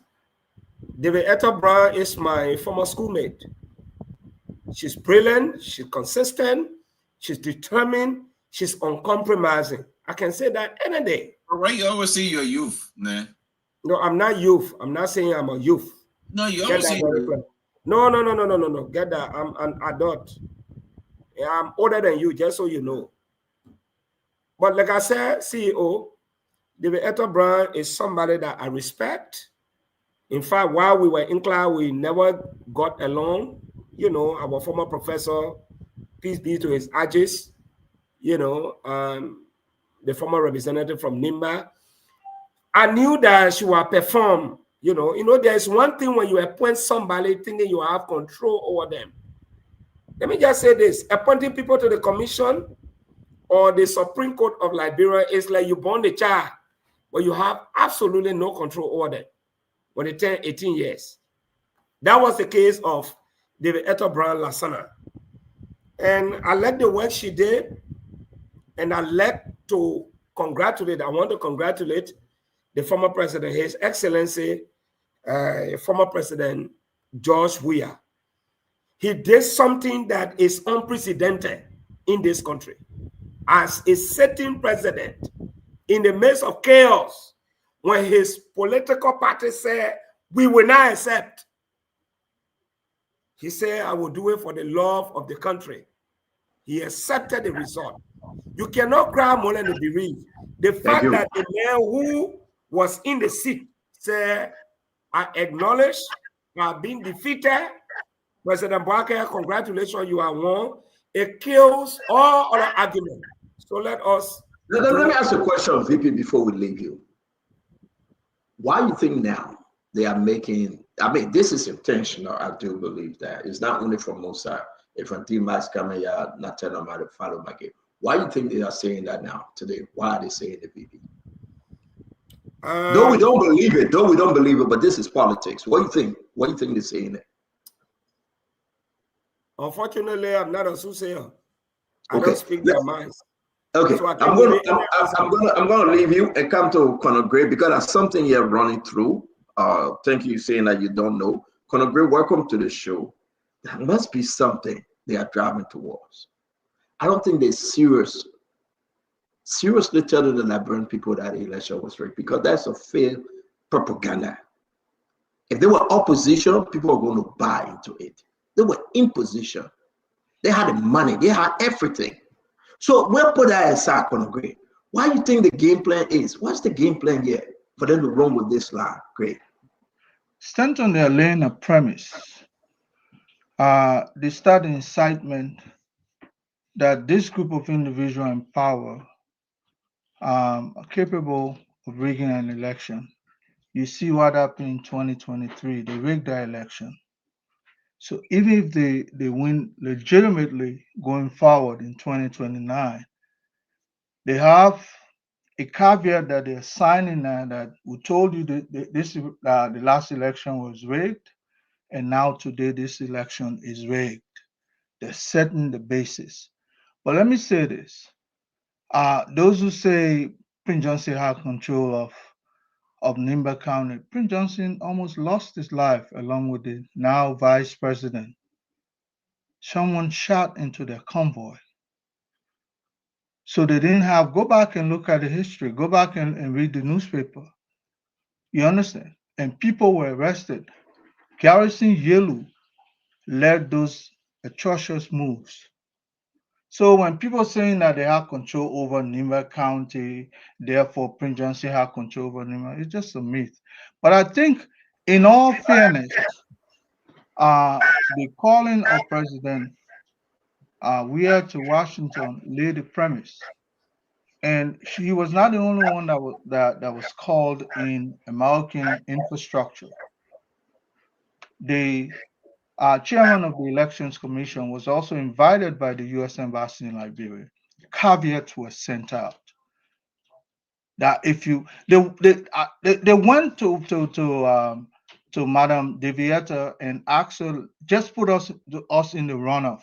I still believe that President now President Barker fairly won that first round. So let me ask you a question. Gray, let me ask you a question before we leave you, Gray. Nimba County, right? Have Prince Johnson. Mm-hmm. Who's the superintendent then? Today? In Nimba County then, 2023. Then the superintendent then was appointed by George Manneh Weah. Of course.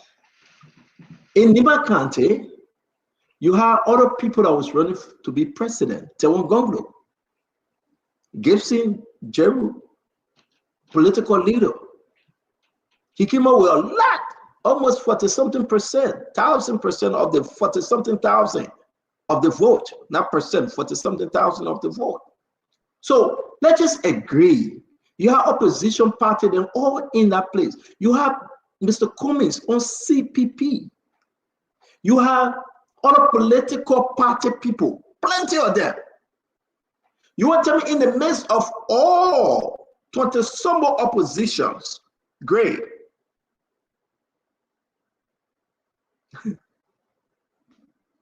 Unity Party worked their way around all of them to see the election. But Senator, let me also continue to say that, you know, grief comes in so many forms. They still have not resonated with the fact that they were incumbent and somebody from the outside won them. It's like what obtained in this country. Somebody was begging for just 11,000 votes. So they've crumbled the margin of win from 20 some thousand, now it's down to 17. Don't be surprised one day they'll say 10. Because acceptance of an event that you believe you had control over and you lost. Yeah, to tell you the truth, it's gonna go a long way. They say I'm not. I don't know why they always come and say 17, but the NEC saying 20 and change. But it's always saying 17. The fact that they were incumbent and somebody won them. So I think we're gonna leave Gibson because their base. That Gibson getting a phone call, he getting an advice, so maybe we'll leave Gibson and go to Fumble. And when Gibson finishes, he will come. My brother, they will not accept it. Fumble, I am surprised though. This is not a good way to run, right? For us to sit here. Oh, are you ready, Gibson? All right, Fumble, hold on 1 minute. He already got his phone call. Talk to me, Gibson. Talking about phone call.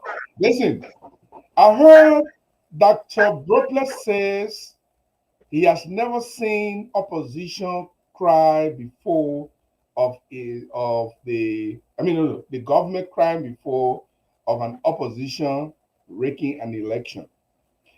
Dr. Brooklet, there were several things that happened in Liberia that you never seen before. You have never seen before where the opposition will kill a supporter of the government in Lofa County and nothing comes out of it.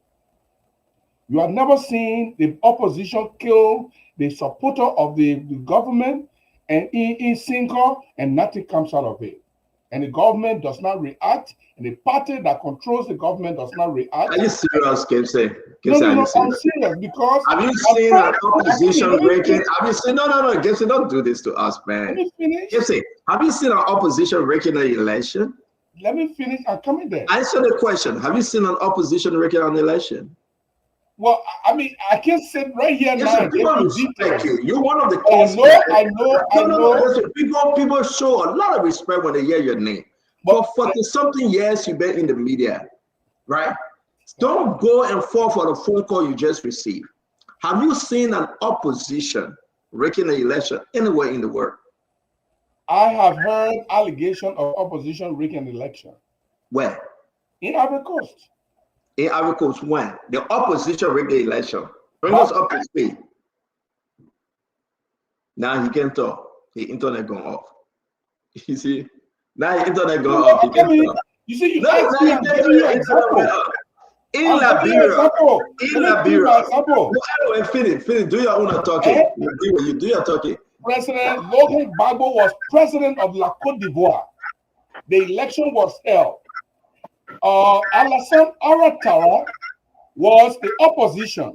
The election result in Bouaké. The election result in Koroko. They were rigged in favor of Alassane Ouattara. The election result in Yamoussoukro were rigged against Laurent Gbagbo.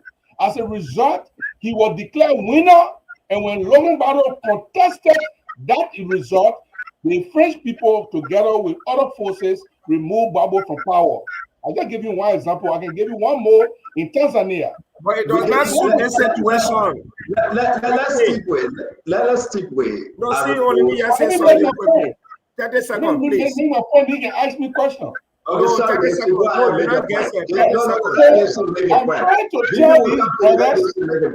trying to tell these brothers, they are living outside of history in Liberia. It appears we all live in Liberia, but they live in utopia. This is the first time in your history, Dr. Brooklet.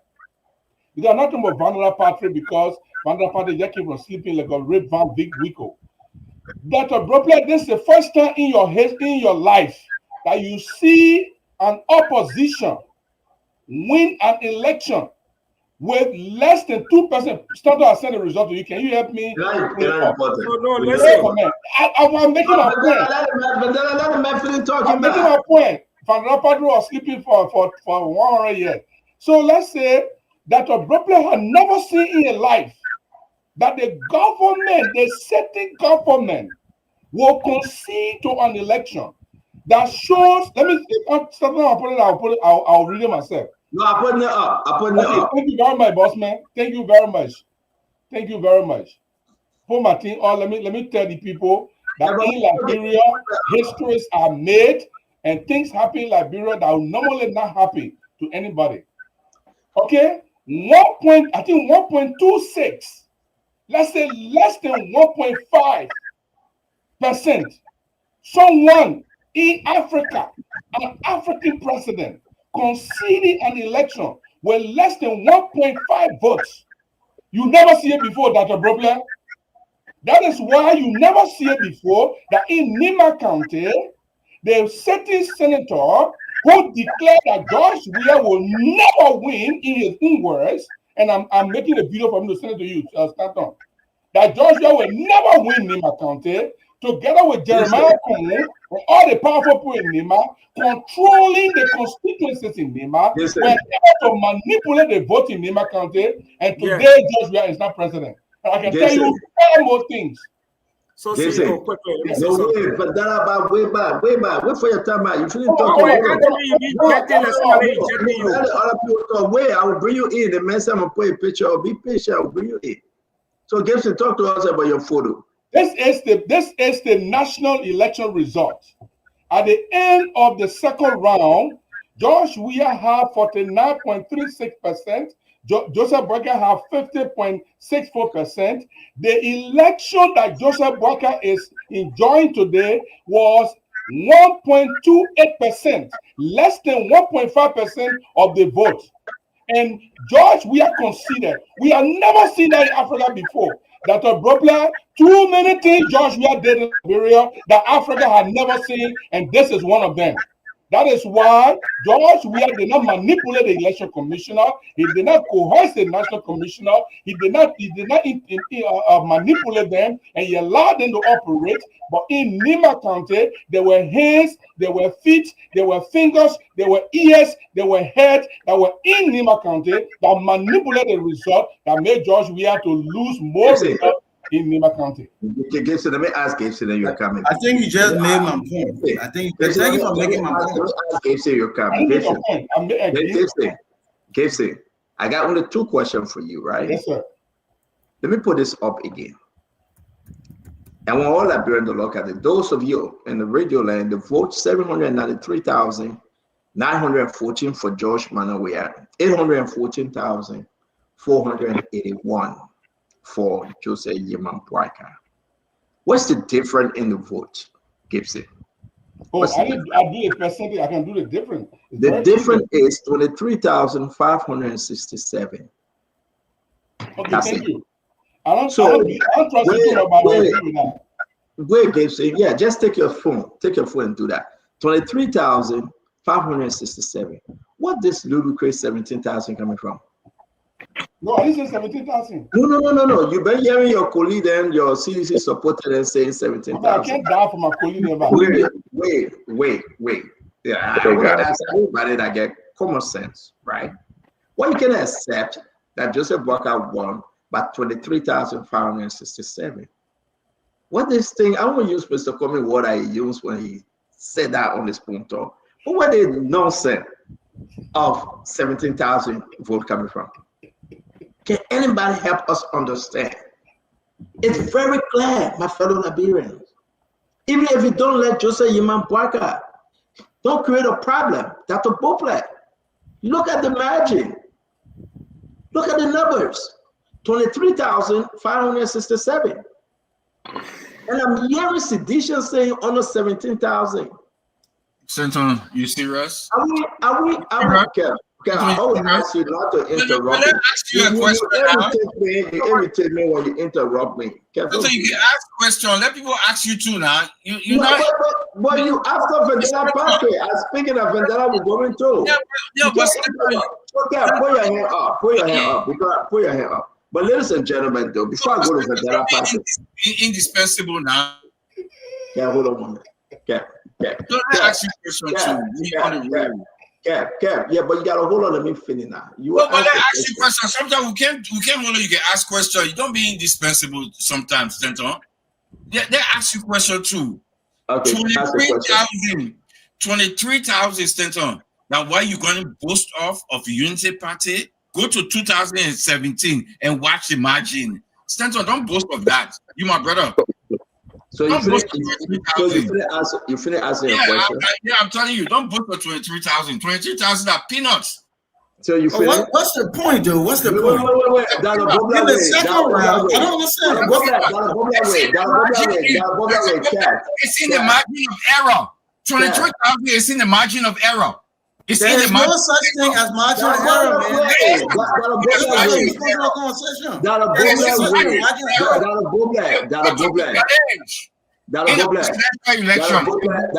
There's a story between the deer and the lion and the tiger.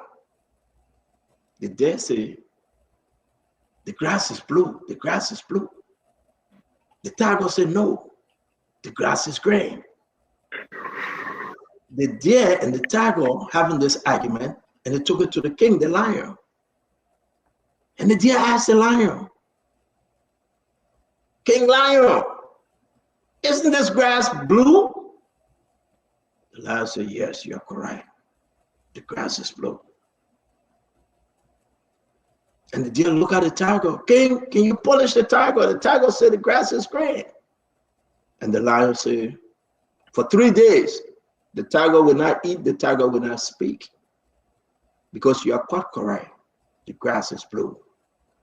The poor deer jump on and start celebrating and laugh. The tiger look at the king lion and say, King, are you serious? But the grass is green. And the lion said, yes, the grass is green. He said, but if the grass is green, why are you punishing me?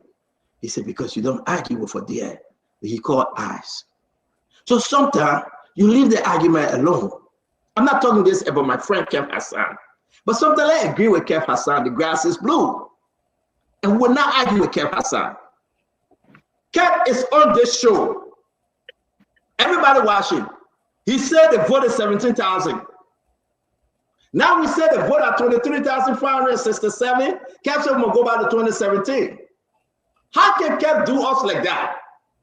And I'm not here to babysit Kev on my show. Stand up, let me ask you a question. Kev, your question. The grass is blue. Yes, Kev, you're right. The grass is blue. I know you will attack me. No problem. He can attack me. But everybody know that the grass is green. Even Emmanuel laughing at the grass is green. Kev, 23,567 is different from 17,000. You got anything else to say? Can I move on to Vendetta? It's in the margin of error. Oh. It's in the margin of error. Oh. What to be challenged? I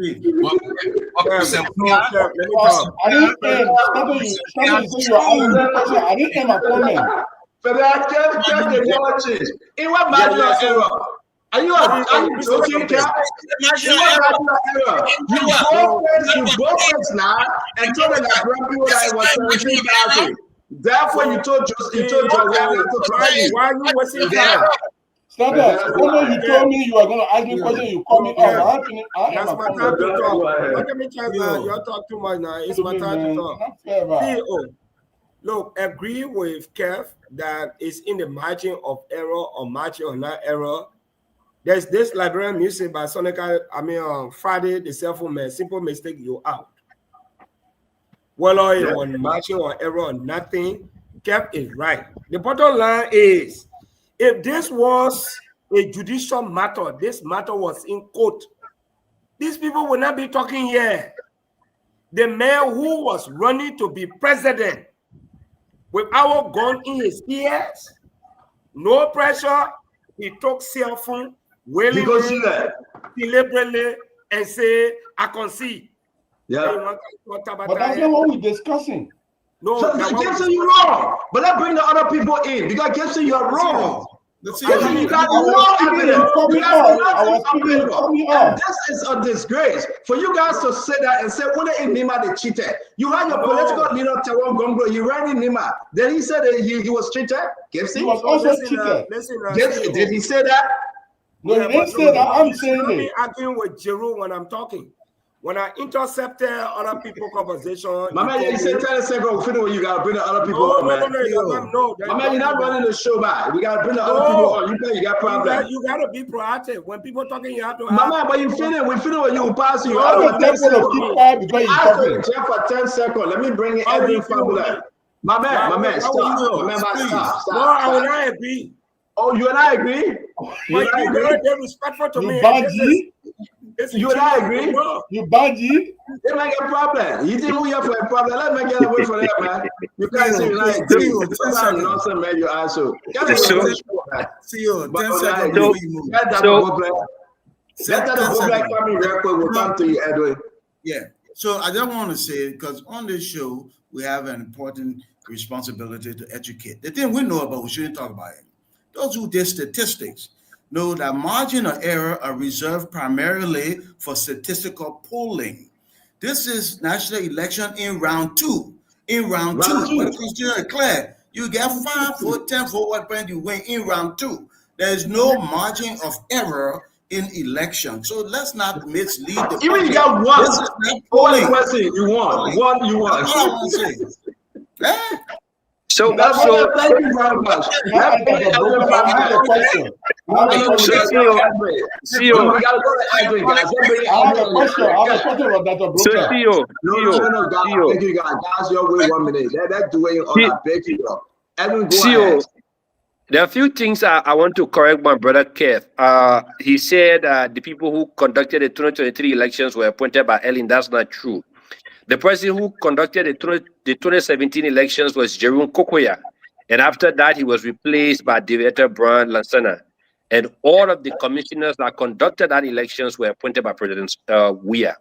Now, you strike a very good point, and Remy Gray also says something that I think we need to take a cue from that. You want to leave the show? But Kev, let the brother talk. I beg you. Kev, it was Jeru Kokoya that conducted the 2017 elections, and you know that.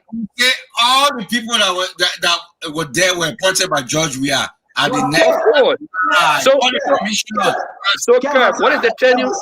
Kev, you don't even know the tenure of the commissioners. They have tenure. Allow the brother to finish speaking, please, Kev. Kev, you don't even know the tenure of the commissioners. So don't argue something that you don't know. They have tenure. They are not there for life. They have tenure. Now, but I think Colonel Remy Gray struck a very good point. And we need to be very attentive and pay keen attention to what CDC and the rest of the guys have started saying. Is a prelude to 2029. They're trying to now conscientize the people that let's start thinking this song that unity parties stole the election in 2023. So when we go to election in 2029, even if they win fairly, we can come back and say the same thing they did in 2023. That's what they have done. But it's not going to work for them. What they need to do, I think, like you asked a very good question. Where is the former president? They need to be on the ground, consolidating, looking at the mistakes that were made and see how best they can move forward. Now, you're talking about Nimba, but President Weah by large control the entire Southeast. How many votes did the United Party get from the Southeast? So what happened in these elections that is the CDC folks did not understand, it was that whatever that was happening in the Southeast were being counteracted within Nimba. Yeah. 306,000. That's an admission that there was cheating. No. I'm not equally saying. Gibson, Gibson, wait now. Gibson, wait. I get my telling Gibson, something wait. butter. I get my telling Gibson, something no, butter. Gibson. The vote that you are getting in the southeast, in the majority, that the same vote UP was getting in Nimba in the majority. So it can't cross you. Your gain that you wanted to make it in Monserrado, Lofa County, and Magidi, which did not work for you. Edwin, let me ask That's you a one question. thing that You gotta bring it, Emmanuel. Let me ask you a question, right? Yeah, go ahead, Chief. Yeah, this is an embarrassment. And if that's what It they are is. saying on, ashamed for Emmanuel George. I'm very disappointed in him. Why This why- is why- brother, pure boy? embarrassment, Edwin. I mean, let's see crowd in a river. The election was for them to lose, and they did. And you know who's supposed to be talking about this? Maybe ANC. It shouldn't be course. CDC. Of Maybe course. ANC should be the one talking. And you know what? I was vexed for Musa though. But Musa was CPP at the time. So maybe Musa is saying something. Because you came from CPP. I don't believe it. But how can a CDC, my Liberian people, we'll go to the full line here for the people. How can a CDC run with this thing? To say the people When it's cheated us. It's like you when go it's to $150 million. you go to school, you fail, you say the teacher failed me. You see, the teacher fail you. The master, why you fail? Oh, that teacher failed me. Then the poor woman, they don't know nothing. They will say, oh, because the teacher went again, they say no, so they fail again. I mean, Yeah. that is an embarrassment to CDC. $2 to $3 million to set up a war room. Zero. Gibson came out and showed you were mad. They ate that money. What they put the people there for in the war room? From one hotel to another hotel. Well, wait, Colin Gray, you were on the show. You were laughing at them. You were laughing at them, Colin Gray. John, we are getting there. They can't get you one voter registration card, one result. We were giving them result. No, we did for school. And you can tell, say, they stood the election in Nimba. No, we got to go Emmanuel George. Let's get from the ANC 1.01 or 1.06%. That's the way to score again. Emmanuel, what's the score? West Central, no, you're missing it. It's 1.61, and which is 1.61. Yeah, which is what too small for me to remember. We are grateful for that. We are extremely grateful that we got a number that you all allocated to us, and the Liberian people know the truth about the numbers. But anyway, that's a real margin of error there. well, Mr. Famula, you can find a margin you want to find. But the Liberian people are wise, and they know which direction things are going. They know that today that they cannot afford 3 square meals. They know that the money that they get as salary cannot take them home. They know that the children's school fees cannot be paid. So they understand fully well that they're going to join this 1.61%, and we're going to move forward in 2029. But let me make this picture clear to each and every one of us. We are all excited and having emotions about the presidential elections. That is important too. But what I'm trying to tell you, the question that you asked was the 2023 election rig? Yes. And Dr. Broble, rigging includes voter fraud. It includes election manipulation. So those are the definition of rigging. Were there voter fraud? My brother Fendela Patrick, who seems to have a misunderstanding of what rigging is, keep telling us on this show every time he has the opportunity that people were talked to his country. That's why he didn't win the election. Is that voter fraud? It's part of rigging. That took place in our elections. We should not always be excited with the presidential elections when we're seeing these things happen, that we should stop in our country. Someone is representing district number 10-5 or somewhere in Liberia who should not be the representative of those people, because those people did not vote for that person. And that is rigging of an election. So we complain about the legislature all the time, but refuse to sit back and see that that person who may be representing your district was not voted by the people from that district. They were voted by people who came from Monrovia, from Lofa, from other places that have no interest in that district. And that is why we should be very, very concerned about that too. Dr. Broble is vote rigging of an election, and that took place.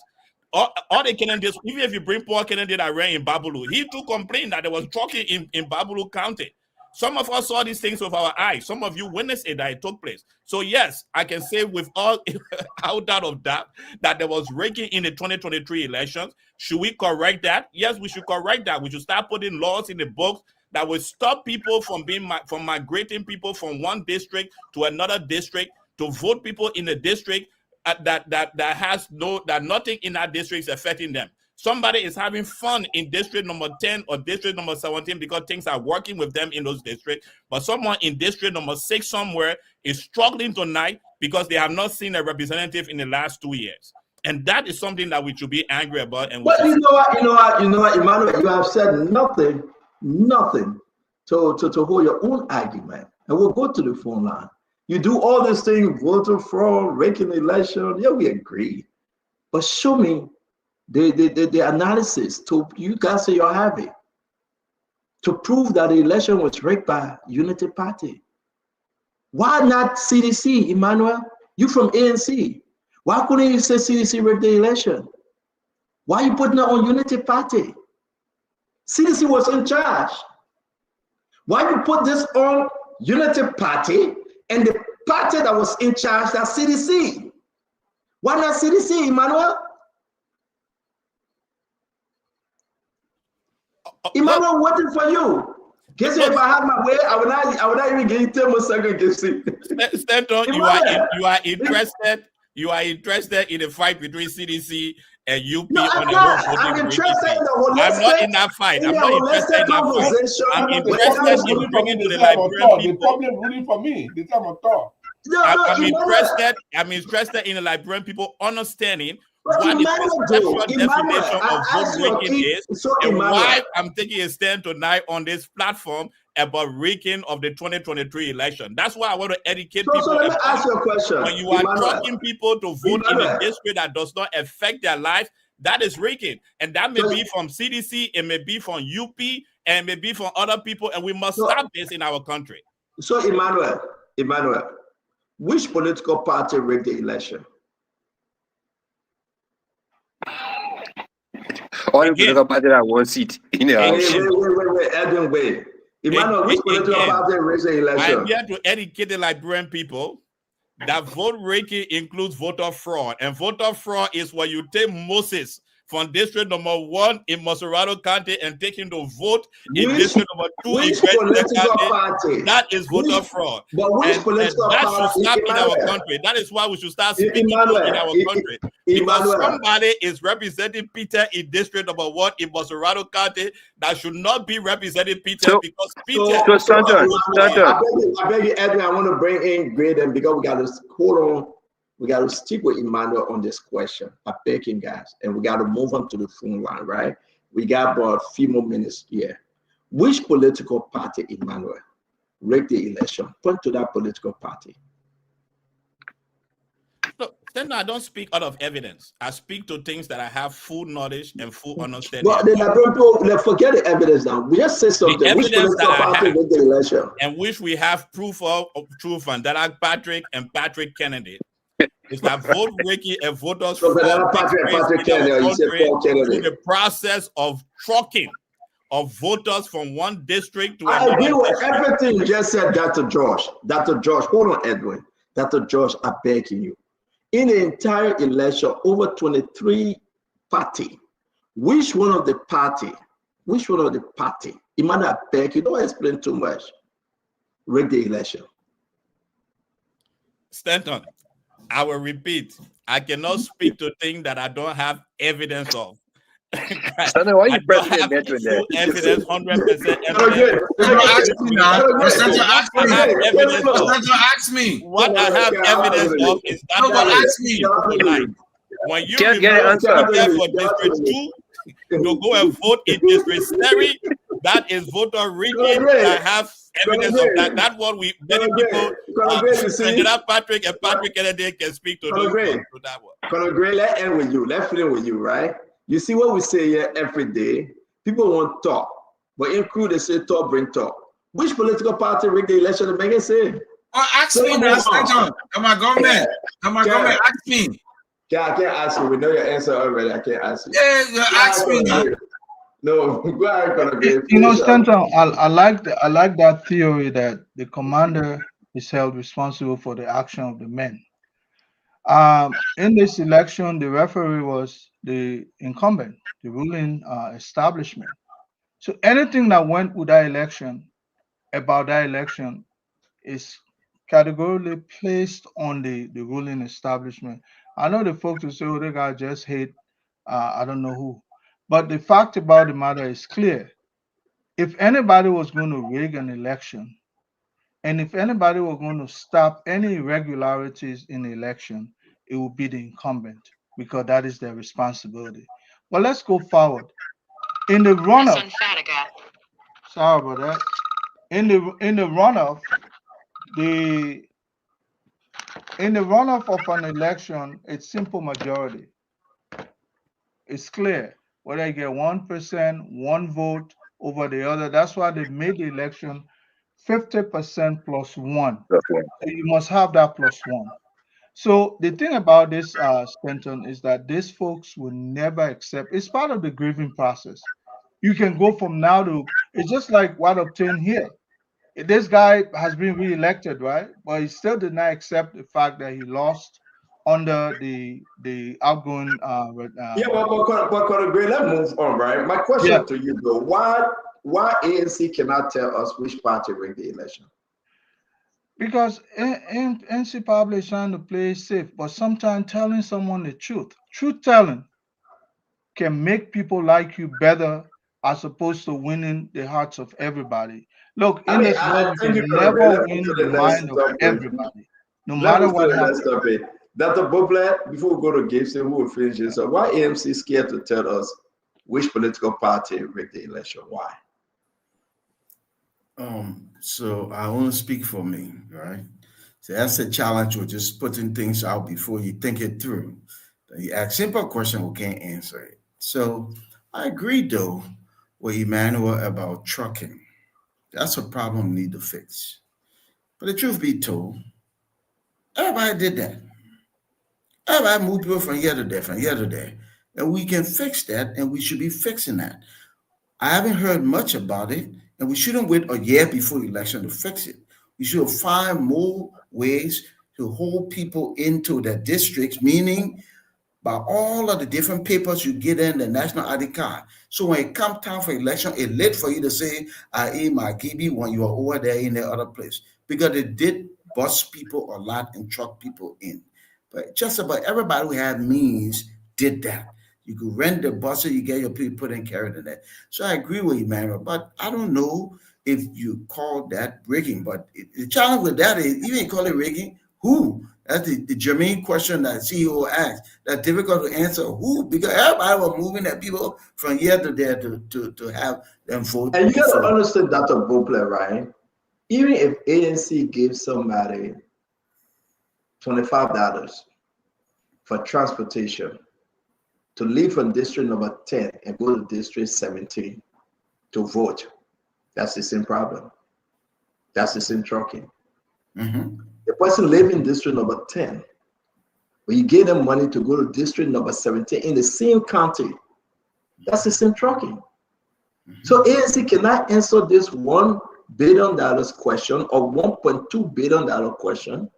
Which political party you hold responsible for breaking the election? Gibson, take us home, my friend. Gibson, waiting for you. I disagree with Remy Gray that Prince Johnson and others did not have sway in Nimba County. Stanton, we may take it to be simple. It might look like a joke that in Liberia, opposition cannot rig election. Only under a judge where government it can happen. Because there are so many things. Then why say you have a Joe Wea? He's a weak leader there. No, that doesn't make sense. If you put it on a Joe Wea government, the men have read everything, and Colonel Gray, you gotta hear these guys when they speak. You just limit the authority that he had as president. No. To tell the Liberian people, Gibson, that Joe Wea sat there and opposition rigged the election for him. He's a weak leader. No, that's not being Yeah, weak. that's weakness. Here is why he's not weak. Here is Yeah, why he's people not are weak. weak. Here You is cannot why sit he's there not as a weak. commander-in-chief and you see that the people going to wreck the election and you got no plan, but just to pick up the phone after and say, I consider, thank you for winning me. Don't come back. No, You're no, not a that's fighter. not the way you're talking about how it's supposed. Oh, that way I talk to them now. Yeah, the way you're talking about how it is. George Weah is not a weak leader because opposition rigged election. George Weah is a Democrat, a man who believes in the freedom of the people, a man who does not believe in draconian activities. If George Weah wanted to use draconian activities, he wanted to use iron hand, Joseph Boakai will not come close to the election results. Because there were points in time. Say that 2029. I come in. No, say that 2029. No, stop crying there. Stop crying there. Vandela Patria, man. Say that 2029. Say that same thing. Say 2029. Can I get 30 seconds, please, quick? But you want to interrupt Gibson? He's speaking. Yeah, quick, Gibson. I beg you. No, that Gibson finished. Careful, we come to you. No, we come to you. That Gibson finished. I repeat, I go back to Edwin Famulé and Dr. Brooklyn. They are living in Liberia, but in utopia. The way they are living. The part of the Liberia they are living, they call utopia. I'll tell you again, Dr. Brooklyn and others say they have never seen opposition rig election before. There are too many things that happen in Liberia that never happened in Liberia before. One of them is for a president in Africa to concede an election with a margin of error. Out of 1.9 million people cast the ballot, both valid and invalid votes. 1.9 million people cast the ballot, and 20,000 people decide an election. 23,567. 23,000. 1.9 million according to valid and invalid vote. They will keep carrying that thing down. They will keep carrying it down. Leader, they will keep carrying it down. Let me say something. So what I'm trying to say is this: if President Weah can concede an election in that manner, that tells Dr. Brooklyn that things happen in Liberia that never happened before. Then you come back and concede in 2029 again. No. In 2029, no again. Let you come back and concede. He will concede anytime. President Weah will concede anytime that he find himself on the downside. He didn't want any bloodshed. If President Weah had just lifted his finger and said, I am not happy with the election result, we will contest that election result. It's not fair. There is cheating in Nima. The entire Liberia will erupt. And President Weah is a non-violent person. He does not want bloodshed. He does not want anybody to be hurt. And so he calmed the storm. CEO Gibson, son, get a Yaya Jamil. If I were Teo Gonglo, I would sue you for. I would sue you if I were Teo Gonglo. Seriously, I would sue you for deceiving my campaign. If I were Teo Gonglo, I would sue you for deceiving my campaign. Seriously. Okay, Senator, let me say something quick. Let me say something today.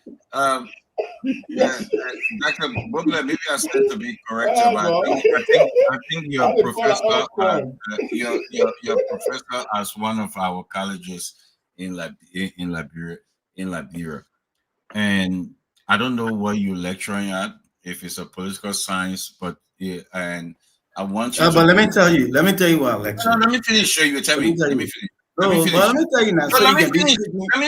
You tell me. In context. So you speak properly in context. Okay, let me finish. You tell me. Let me finish. I use the word stand to be corrected, so you will correct me. But let me say this to you: the margin of error between 3%, 5%, and this, with a man as a doctor with your caliber, and I will never in my wildest dream to feel like you don't know what you're talking. I know you know what you're talking, but I think you're being deceptive because of maybe affiliation. Margin of error, 1 point something % is within the margin of error. You understand that. by you being and coming on this platform and telling the Liberian people that 1.2 something percent is not margin of error, then I think you're being deceptive to the Liberian people. I think you should come clean because you're a doctor, PhD holder. You know what it means to be in a margin of error. 1.2 something is a margin of error. You know, if in America, that's what it will be calling. And secondly, Donald Trump was president and said the election was rigged. He was a president at that time. You can't condemn. I want you to tell Donald Trump is wrong. Say it on the show. Say, Donald Trump, you lie. This is not Donald Trump's show. Yo, Donald Trump respond now. Donald Trump respond. We don't want to talk Donald Trump, baby. Yeah. No, you should say respond no, to I Kev. want you to say he lied.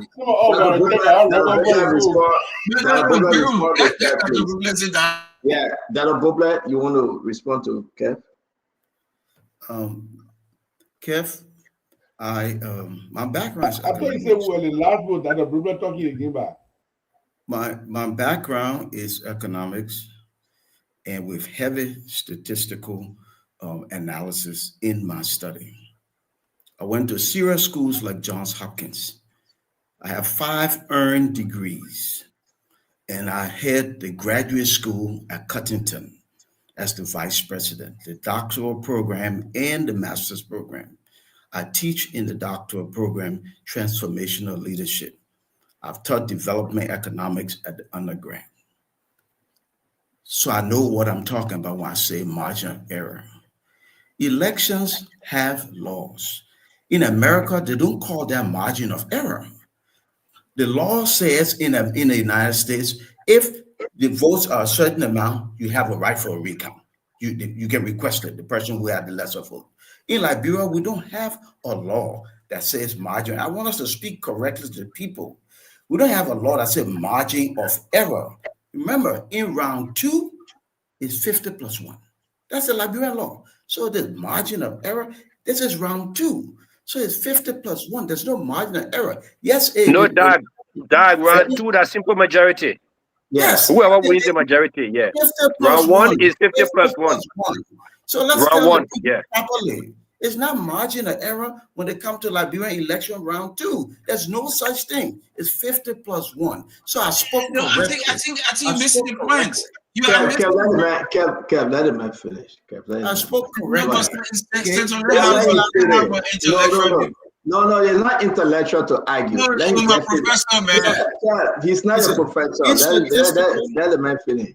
In statistical analysis and polling, we have what we call margin of error. In elections, it's governed by the election laws of the country.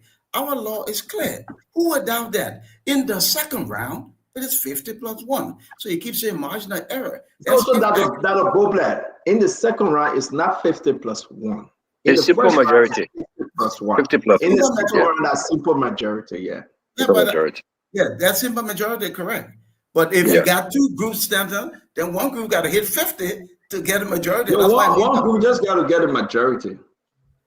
Even if you get 1 vote for the next person, even if you got 1 vote for the other one, you still win. What was saying? What was saying? That's the same thing, but it's just anyway, what I'm saying is because of the range, because of the marginal error, we have the right to call for recounts. That's what we are saying. We are have the right, of course. A simple majority can win. We reserve the right.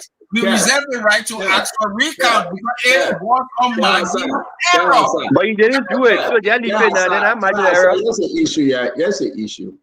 You got to stop this. You jump from one plane to another plane. No, that's all you said. You said marginal error.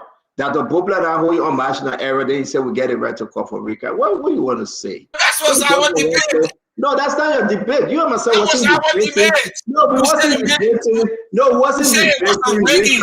You said the election. All right, Kev, thank you. Let's move on, guys. I want to say to all of you, it's a good show. When we come here, it's not to get angry. We should concede with Dr. Bobler on his legal argument that our law does not call for margin of error, I concede on that. But that does not negate the fact that these kind of numbers fall within our realm. But I will also want you to concede. I will also want you to concede. Do not, deceive the Liberian people, right? Do not deceive the Liberian people that Joseph Boakai won on a 17,000 vote. Be frank. Go directly to the raw number, right? And we all can agree. Because in the first round, I think Joel won by 7,000 votes. And it went to second round. Then the second round, if we can acknowledge that Joel won by 7,000 votes in the first round, but then the second round, Joseph Boakai won by 23,567, then you say, no, that you're dropping to 17,000. Then I was hearing my fellow ANC brother and sister in whom I'm well pleased, saying that the election was rigged, they stole the election. Then when you ask them which party stole the election, then they can give us an answer. I mean, this is an embarrassment on Spoon Talk. No, Stanton. Don't say no, Stanton. We got to move now. We got to go ahead. I ask you again, if you want to speak on this, Dr. Emmanuel Joao, do what Kev did to Dr. Boakai. Just answer the one question. Who stole the election? Which party? Everybody waiting for you now. Answer.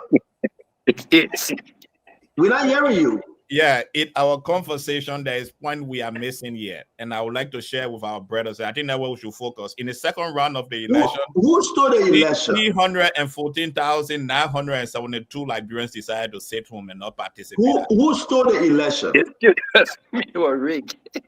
Which party rigged this election? Which party stole the election? I think Apito. Way back. Edwin, meet yourself. No, but you gotta listen to Edwin. Edwin is a Unity Party steward. He's speaking to what happened. Okay.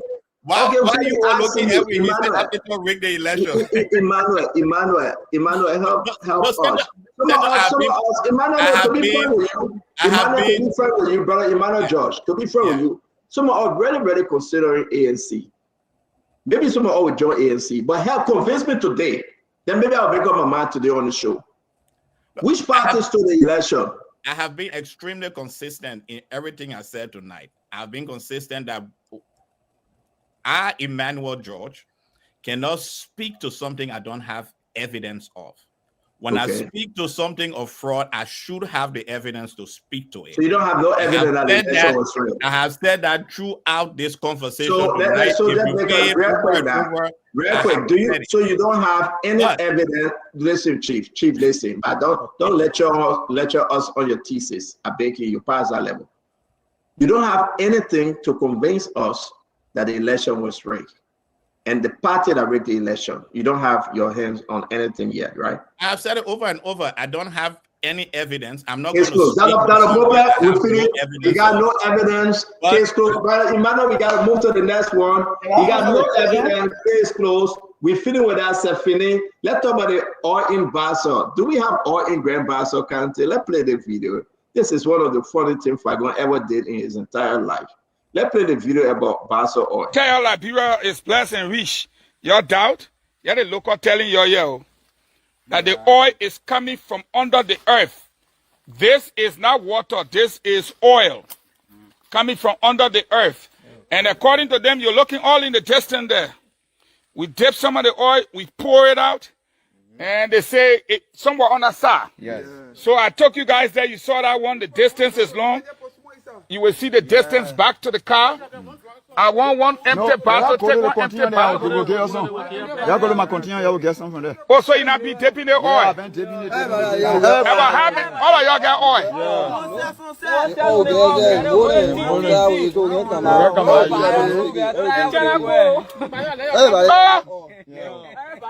Everybody get oil. I want y'all to give me some. We want to take it to Monrovia. Yes. Secondly, I want to send my crew here. This, if it's true, all you guys supposed to be rich. Quota, gas, even the grease that they can use in the car. So allow me to play one more time. We got the new Liberia Christopher Columbus, right?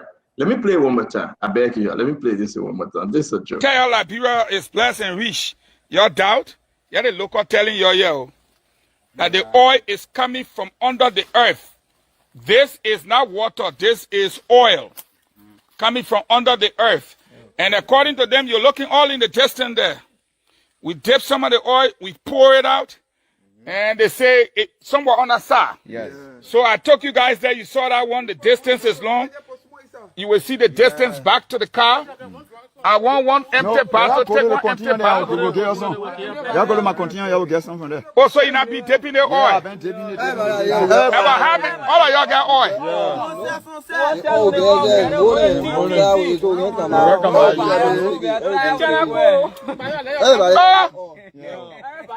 Everybody get oil. I want y'all to give me some. We want to take it to Monrovia. Yes. Secondly, I want to send my crew here. This, if it's true, all you guys supposed to be rich. Quota, gas, even the grease that they can use in the car. So you listen to Fagon, right? And this is, I don't know what you're thinking right now. Fagon said they put material oil to go coke, the material oil to sell, the material oil to put on the dry rest and everything. Seriously speaking, I mean, I think, I don't know. But Gibson, we got the new Christopher Columbus. Fagon is. We just gotta take, you know what I would do? I would take the man picture from his head and put Fagon picture there. We do. Fagon discover oil in Liberia. Fagon discover oil in Grand Bassa. This is not a joke. Fagon need to stop. You're gonna make people to kill each other in that place because they're going to possess that land and set the land for them. So actually, let's ask Edwin Fambula. Edwin, what's the story here? Were there any oil in that area that Fagon talking about? No, Stanton. For the time I, working around the oil and gas sector, there have been no history of any oil discovery onshore within the Grand Bassa or any part of Liberia. In fact, we have not even been engaged in onshore exploration. Most of our explorations that have been done is offshore. And even that, we have not made any commercial discovery. What I think that happened in Grand Bassa is something that EPA needs to quickly go and take a look, because I think someone went and dumped a residue of oil that has been used in some of these heavy machinery or in some of these motor vehicles, and probably just went out there in the night and just dumped that oil into the mangroves. But that's not how even crude oil and stuff seep onto the earth, because crude oil is buried deep down. You talking about some area 2,000 meters. And the way down the surface, they have layers of rocks that protect them. In fact, they are in a contained area called reservoirs, so they are not moving from one point to another, and there's a seal that covers them. So to even be able to reach to that oil, you have to drill. You have to go down sometimes 2,000 meters or more in order to be able to reach to them. So it is not that easy for oil to just seep from under the earth and then, showing on top of the water. Like I said earlier, what's happening down there, that's environmental pollution. The EPA needs to investigate, and know exactly who went out there and dumped that stuff there. But that's not crude oil. I can tell you, I'm certain about that. I don't think that's how crude oil, run to the surface of the earth. Let's hear you, Emmanuel. What do you think? Well, what are you gathering? Now, if I don't say that we got crude oil and the people, yes, could put it in. Let's hear you, Emmanuel. Yes, Stanton. I'm concerned that an official of the government at the level of the Director General of the Liberian Broadcasting System, the official information arm of the Liberian government, could be publicizing such an event. I'm concerned because in September this year, the same thing took place, and it was investigated and found out that a tanker, was the cause of the leakage in the same Grand Bassa County. I believe Honorable Fagon should have called the necessary authority, and I agree with Famule for once on this one, should have called the EPA to have that place condemned, to have full investigation. Those citizens that are playing with that are putting their lives at risk. We saw that happening sometime last year when they were rushed to an oil tank and it blew up and many of our citizens died. Those experiences should always be in the mind of our government officials. Anything can happen over there. So I think he should have been able to get in contact with the EPA and the police to come and condone that area, to secure that area so that that place could be safe. But my great concern is that I hope that that place will be condoned off. I hope that a proper authority will go there to do proper investigation, and I hope the citizens of that area will be enlightened of the danger of playing with such a chemical, as we have seen in several incidences in Liberia. I think it's more dangerous though, Gibson, for the LBS boss to announce to the entire world that he have discovered oil in Liberia. It would be a good thing if we have oil. That's why we're giving all black to folks.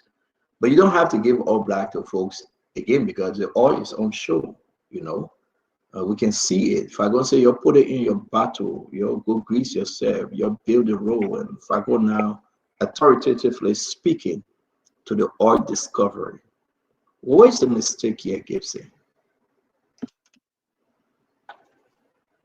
First of all, I'm ashamed of these kind of things, because it gave the impression that we don't even know what we are talking about when we're talking about getting oil.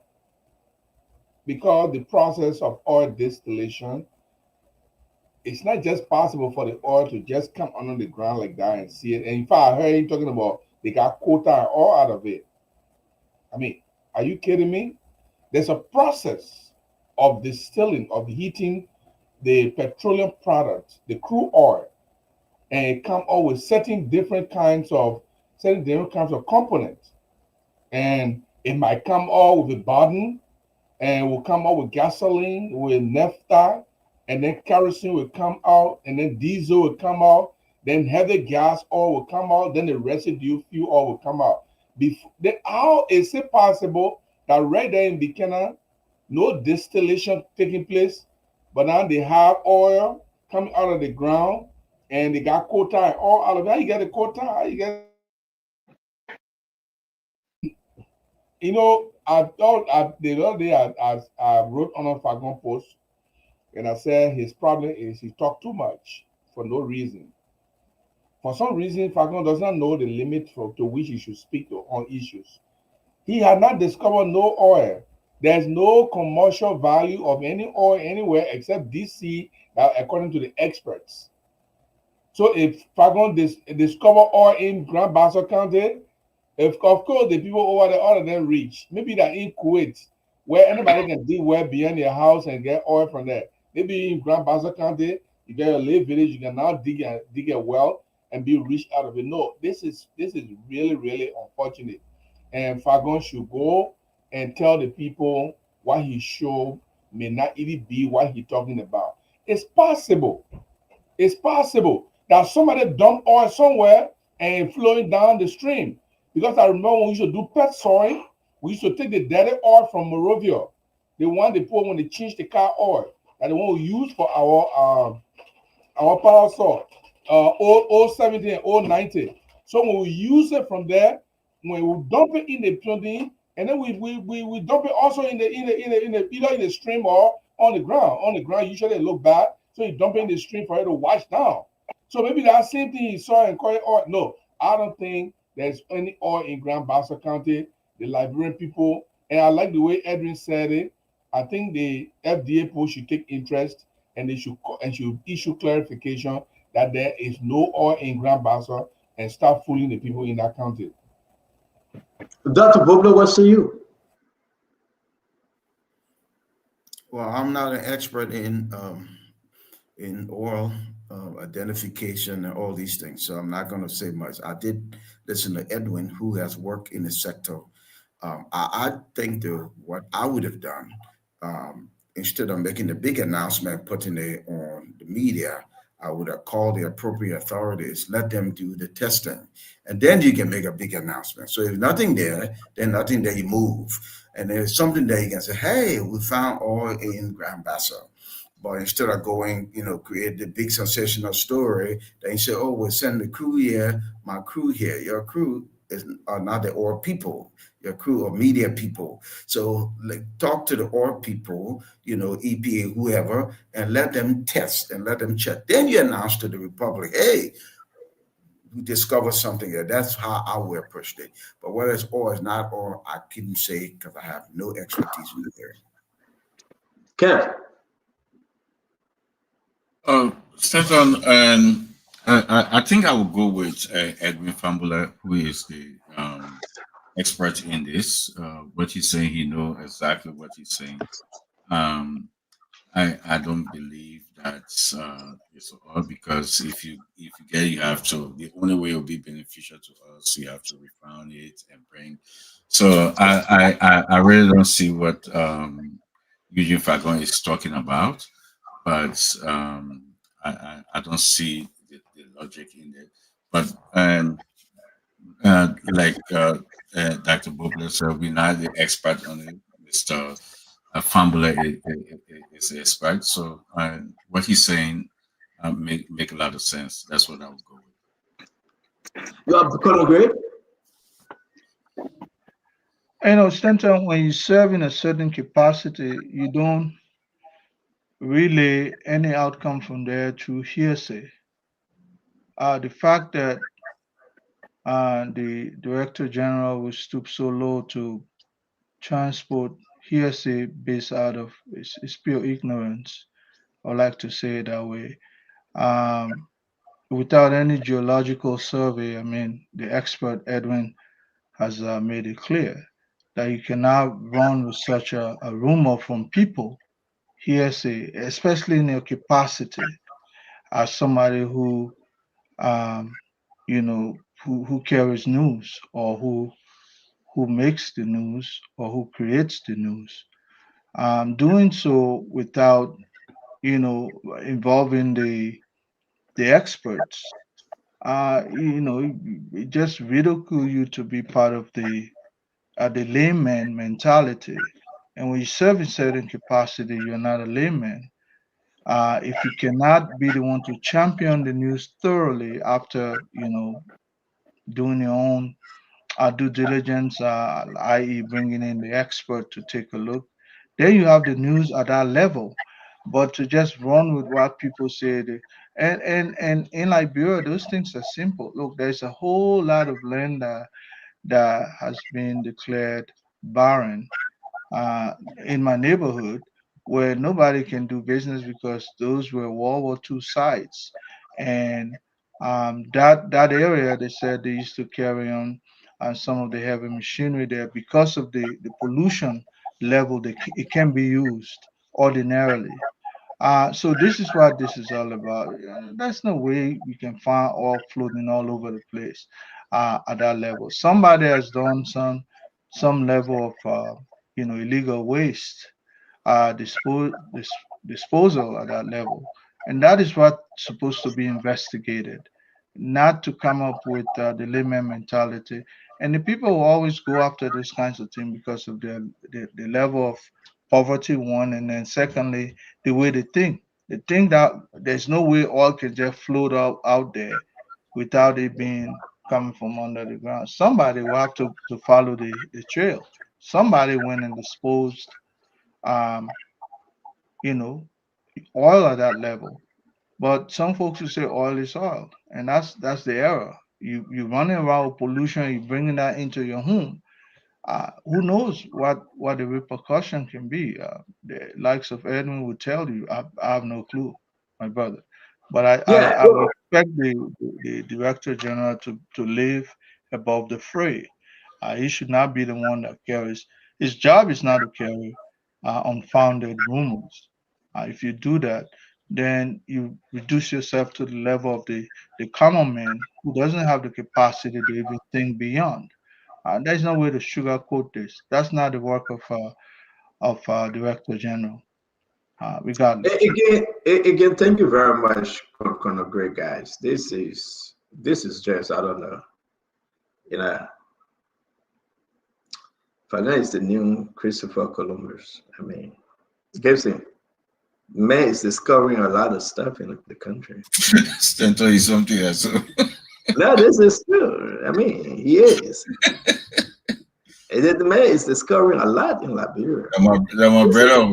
This is not a joke. You know, these are the people that go to President Barker and gave him false information. Now they will be running. I've discovered oil in Grand Paso, President. President Barker will sit there and say, yeah. But then I said, oil. You know, Colonel Great, man, this guy needs to just shut the heck up. You know, and he created a problem during John Manowia's time while in America, yeah, with the COVID thing. Even the American were against him and say, you know what, you're fired up, brother.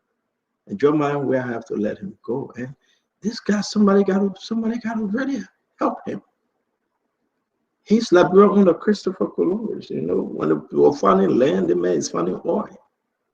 And, you know, we wish him well, but the Liberian people in Grand Bassa will decide. You know what was small and the oil coming from the Coast Guard base in Point 4, right? Gibson. It will come on, you will see, it will be plain. So between LDC and some part of Point 4, anybody listen to me, they know that area, right?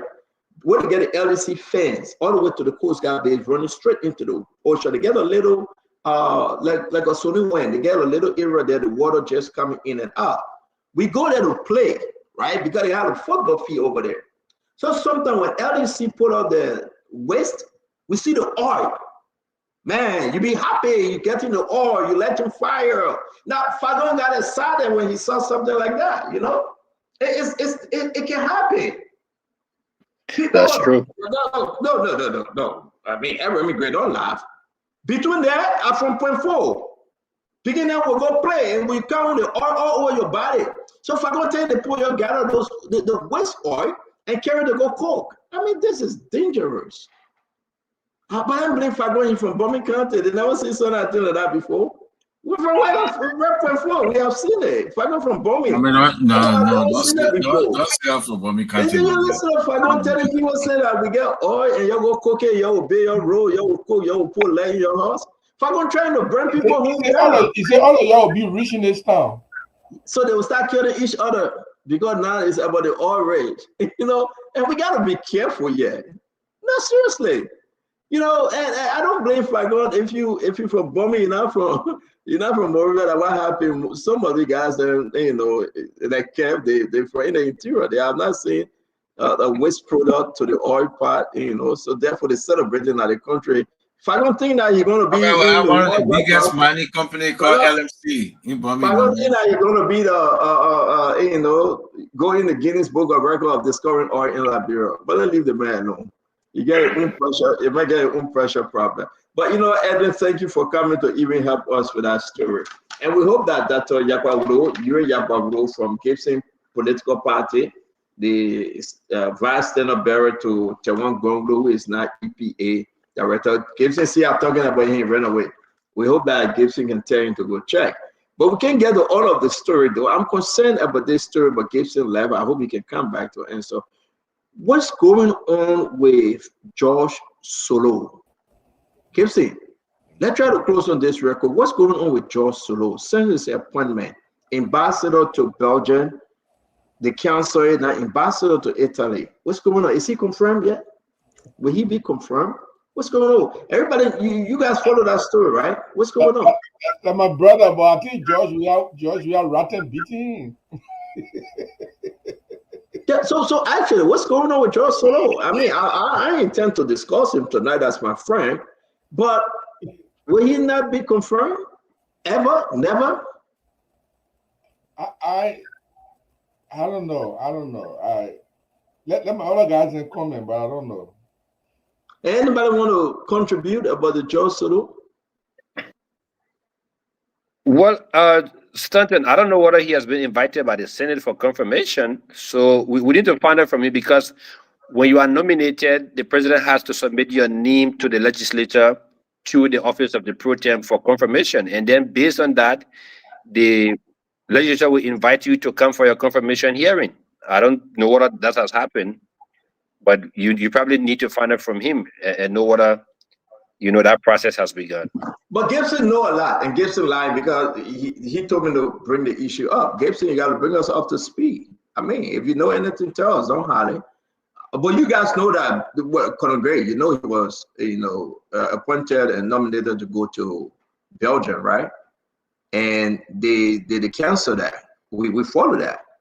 And the president saying to Italy, but what's going on? I think Delon, we should call Delon and ask him. He's the chair on the foreign committee, right? But this George, did they give him a slack confirmation?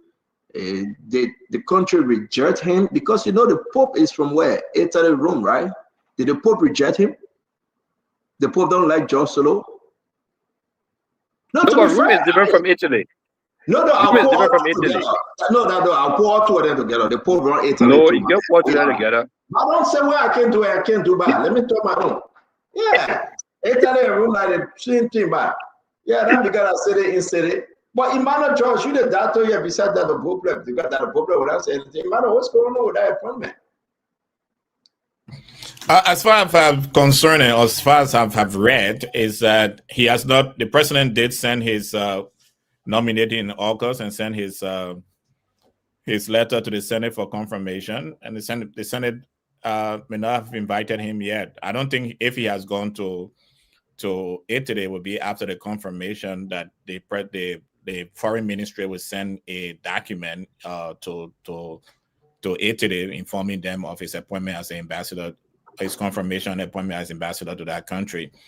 So perhaps we need to talk to the Senate to know why he has not been called for confirmation.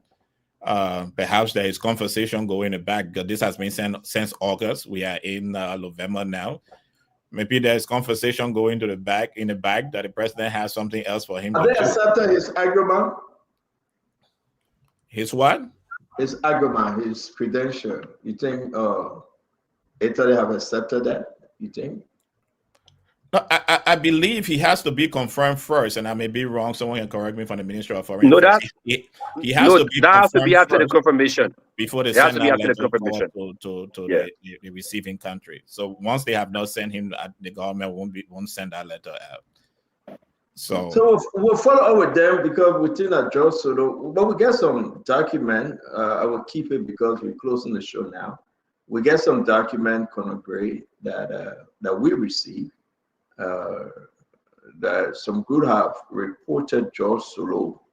We got different emails. They complained George Solo to the Italian government, and I think Gibson, you have a copy of those documents. They complained George Solo to the Italian government on a lot of stuff, and we'll put all the letters, 3 letters. One was sent to the Italian government, one was sent to the EU, and one was sent to the embassy in Ivory Coast of Ghana. We in receipt of those 3 letters. So we want to ask the senators whether, those are the reason why, they are not calling George Soto for confirmation. But we share on Monday. I'm in possession of those letters. It's terrible. They outline a lot of stuff, and I think it is concerning that the government, they don't come out to let us know what's happening. I just thought of bringing it up because those that complain George Soto, to the Italian government, is concerning. But I wish him well. I hope he take the position. We cannot get to the rest of the story, guys. We have to end on this note. And want to say the UP party raised $2.1 million Liberian dollars. Am I correct? Is that Liberian dollar, right? Or US dollar? The amount of money they raised. Edwin, don't run away. Is that Liberian dollar? Somebody was saying US dollars. Online, I'd seen someone making comment about it. And then they said they raised 2.1, just one county alone. They raised. Yeah, but I'm saying Liberty, not US. That person said US dollar. Maybe can you find it will make sense if it's Liberty. I think it's the councilor, Mariah Yakula. Yeah, I'm saying the Unity Party said that. Can we do the exchange rate that the popular you in Liberia, what is the rate today? How much will be 2.1 million Liberty in US? The rate is 170. The rate is 170 today. So that would be like around 20,000, 25,000. Am I correct? Yeah, and I think that was Liberian dollars they're referring to now. That's Liberian dollar, yes. Yeah. So that would be how much in US? So that'll be around 12,000. 12? Yeah, but it's not 170. It should be 180 something. So let's agree that 200. What would be 2.1 million? Because I don't argue too much. Yeah, I can agree. Let's agree that 200 the rate. What would be that exchange rate? Because it's around 11,000 people are saying. So in Bon County, if in that'll Bon be County, $11,350. so $11,350 in Bon County. Then I'm concerned about Prince Moy going against Melvin Ford. Yeah. I'm concerned about Prince Moy, but let's close the show. We can continue this. That's Because a I mean great that Prince Moy didn't, if people didn't come out. Yes. 11,000. No, but let's close the show though. Well, we'll come to you. The meet day is on Saturday. Edwin, wait, but the people who know main day in Bon County. That's the main day today, man. Yeah, we're not talking about Moserado. But I beg you, Dr. Poplar, let's end the show. It's been a quite good show. We want to appreciate each and every one of you. We got 5 minutes to close, so everybody will take 30 seconds each. Again, say what you want to say. May God bless you. May God keep you. 11,000 from Bon County is concerning. I thought it was 2.1 million US dollars. I was happy. Stanton, the councillor was quoting a Variety newspaper that they, according to the Variety newspaper, the chapter in Bon County had raised 2,149,735 from today's fundraiser. So Liberty. Now what we talk about Liberty, not US. She put US dollars, sir. Nobody no, can go to the newspaper. Don't go to what she's saying. The Variety newspaper. Nobody can raise 2 million in one country in Liberia. Forget it. So and even I just tell you gonna agree. Go to the newspaper itself. Don't go to what people are quoting because it can be politics, right? Go to the newspaper itself, and they were very clear. But I want to say this is concerning because Jeremiah Kuhn was there, but later on, so he didn't contribute maybe. But anyway, that's my business. That Edwin family business. That let's close. Yeah, so see you. Thank you. You know, it's always good to be on the show to add our voices to the national discourse. The goal is to be critical but constructive. And the goal is to help move the country forward, one conversation at a time. So, and I'm glad that I could be here tonight with my friends and with the public that always tunes in. So it's good to be here tonight. Let's keep talking, and let's keep it constructive and forward-looking, because we all want a better Liberia tomorrow as we march ahead. No matter your persuasion, we all have our name on the property deed called Liberia. So we all have a responsibility to do the best we can to move this country forward. So thank you for the opportunity, man. It's always good to be on the show. Dr. Bobla, thank you very, very much, my friend. God bless you. Gibson? I personally believe that Musa Belete is a politician who wants to keep his reputation. And for a person of that stature, to make such an allegation, there is more to it. So we cannot just discard it. Even though it might be brushed by the side and people might not be interested, but these things are not intended to turn back the hands of time, but they are there for us to study the situation and the process that lead us to where we are. If there was raking in Nima County, we need to correct that. And we not need to discount Musa Belete because Musa Belete is not just doing it because he wants to do it. I know he wants to do it because he wants to correct the system. And I believe that something went wrong in Nima County that led to where we find ourselves today. Thank you. I will close quickly, and then we'll go to the other guys. Musa Belete is a son from Nimbadi.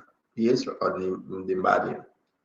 Musa Belete ran in an election that he accusing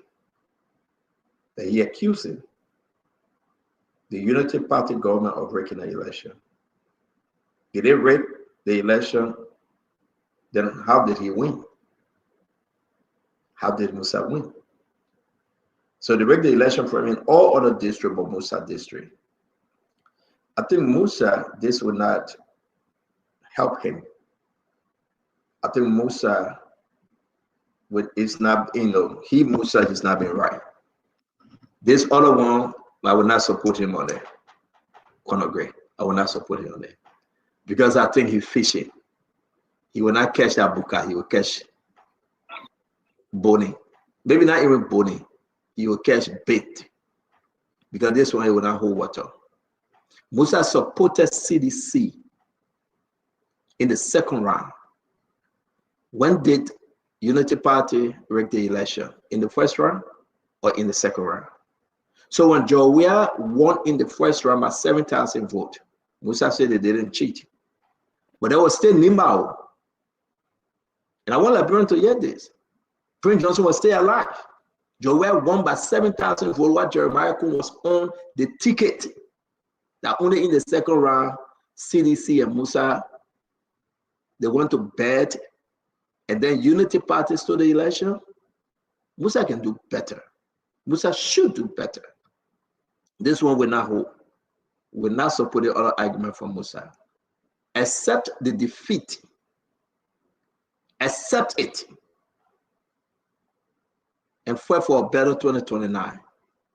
But this story that they cheated, I think Musa sowing the seed, like you said, Conor Gray.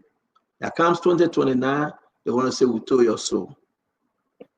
But I will say this to sedition as I close. If you are not ready for 2029, don't come in the race. Because everything you see that happened before will happen again. Emmanuel George said the people choke. Emmanuel George, don't come 2029. If you are caught sleeping, somebody will eat your reset. The Africa election. Get used to it and prepare yourself. That's all we say and the rest. No noon, crying, woe, they steal the election. Come back 2029. You will say they steal the election again, then we'll be waiting for 2035. You better get ready, Emmanuel George. You blame people for 1%. Emmanuel George, you want us to get into it? I will leave that one because I promise you not to attack you on the show for a few days. So let me leave that one. Conor Gray. I promise not to attack you for a few days. Your promises are not guaranteed. Give me 2 more days. I will attack you. Conor Gray. Yeah, Santa, I still believe that. Look, if you're in denial, it's going to step on your ability to even work harder, because you always shift blame to somebody else for your misery. Look, if you're an incumbent, you have all the purse, and then you lost an election. It was either based on complacency, that will already have it, no need to work. But and so laziness stepped in. Give yourself the blame that, look, we did not work hard enough. Then at least you step up your effort in the future. But what this is a smoke screen that they hope will go up and evaporate to become a rainstorm at the end to come back down. And we have to do better than that. If you are an incumbent, you lost an election, how much more you're no longer there? So they're going to raise the same situation. You see, how is it possible that somebody who is not empowered to control all the power status will rig an election over you who are probably are in power, so to speak, and you're not accepting your own fault for not working hard enough? Don't say you got this. And I don't believe the incumbent right now will sit down complacently and say, we got this 2029. You can see all the move. They move this way. It's like playing checker. The person moved the whatever seat on the table, you move yours. At the end of the day, is to tackle that individual at their own game. So hopefully these people will not sit there and thinking that if they raise that smoke screen, it will come down as a storm that will, make them to eventually, have dominion over the process. Look, when you want to win an election, you fight hard. It's like winning a battle. If you don't fight hard, you start blaming other forces as being responsible. Then you have accepted your defeat in another form, even though they don't want the rest of history to see that they lost an election as an incumbent. It's difficult to accept. It is very difficult. And now they're not there, oh, they'll cry more.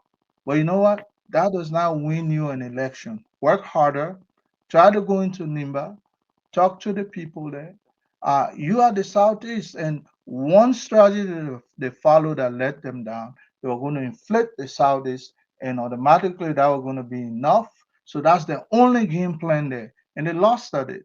By the time they got to know that NIMBA was more rife and richer than our entire Southeast, it was late because they had something in place. And I would expect, um, um, you know, candidates like, Mr. Cummings to say, look, the incumbent rigged this election against us. If you say that, then you make sense. Not somebody who was running equally like you to go into an election against a more powerful, a more richer, robust, incumbent. You lost. Don't blame your fellow opposition. Blame the incumbent. But how can that organization blame the incumbent when they already declare support for that incumbent in a runoff? So it's an anomaly. Nobody wants to take that line. I think we should do better. If you work hard, the result will come. And don't overlook it. Don't say there's an incumbent, you can't win election against an incumbent. Yes, you can. If you go with that mindset that you can, you will lose. If you go and say I can defeat the incumbent and you rally the crowd, people will come to your favor and win the incumbent. Incumbents are not impossible to win. It's a tough fight, but you have to fight for it in order to win election. Stanton. Yes, sir. Thank you very much. Brother Kev, we'll go to Edwin Emmanuel. Then you'll take us home, sir. Kev. Yeah, Stanton, thank you for the show. It's a hard debate. I don't blame anybody who will say that if you are in government in power and ask the question, why are you saying they rigged the election? I don't blame them, because the norm in most African country, if you are a president, you should control everything, and you can stand up and say, look, the election should go my way. So I understand that, because folks used to that kind of country that the president is the God, is the ultimate. He can just snap his finger and tell the neck, give me the election. People believe in the Paul Biya theory in Cameroon. They believe in that. So when you hear folks is saying, especially older folks that on this platform is saying they don't believe that because of their age, I understand that. They live in that era of what a president can dominate in every sector. They live in that era. So we hear folks will say that because of their age.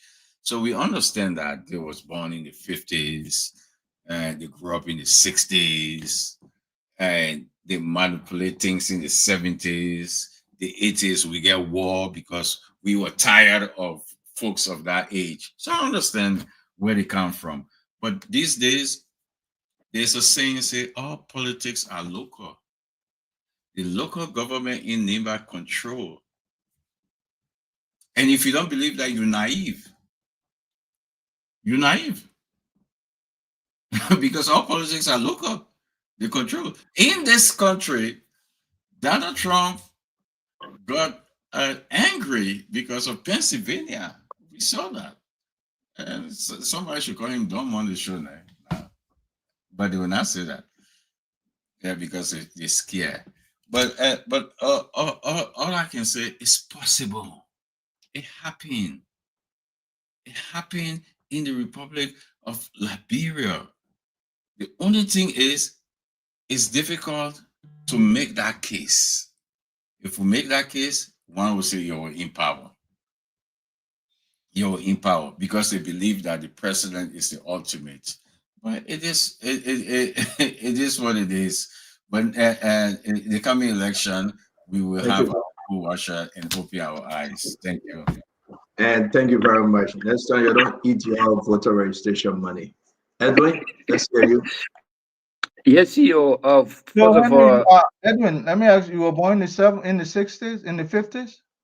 no, I What was born in about the you, 80s. Doug Brooklyn? I was born in the 80s. I'm But talking to so you. so yeah. So anyway, Gentlemen, we gotta go. We're begging you. anyway, I was born in the late 60s and grew up in the 70s. Anyway, it's a privilege to be here with you guys.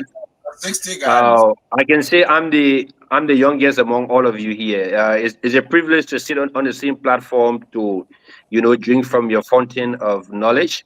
CEO like Big Brother Gibson Jeru said, I won't be able to be here every day because I'm now reaching to the end of my legal studies. I have a few more weeks in law school, and then after that, we have to be doing by exam. So, in fact, it was because of that I even take time off because right now it's actually a lot of pressure you got to go to court almost every day or so. But how be it, or those who be concerned about me, there's nothing happening with me at my job site. I'm okay. Everything is fine. To the point, to some of the things that I think CEO had said. Look, we have to be very careful. Media when you are in certain positions in government, when you make pronouncements as such that there is a discovery of oil and people are going to get rich and people are going to do this, those things could lead into conflict. People could start fighting over that land. Most of the conflict today in Nigeria and other parts of the world is because of this natural resources called crude oil.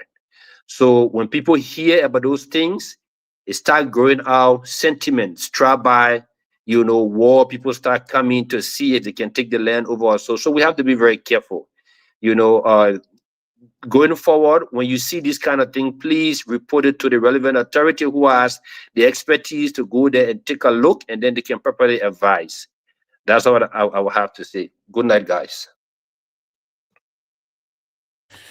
Okay, good evening, viewers. We want to thank you so much for the conversation we have had this evening. I'm grateful to Mr. Famule, Mr. Hassan, Mr. Jeru, Connor Gray, and Daniel Diamond for the conversation we had. We started our conversation this evening talking about our brother Kanu and his centrist movement. I want to congratulate Kanu for his for the launch of his movement and for the opportunity to have an interaction with the president of Liberia, and for keeping his organization at the center of the Unity Party, which is a great thing he's doing, and we'll continue to congratulate him for that.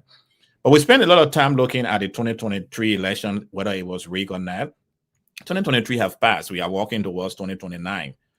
Are there questions about the 2023 elections? Yes, there are a lot of questions that surround our elections.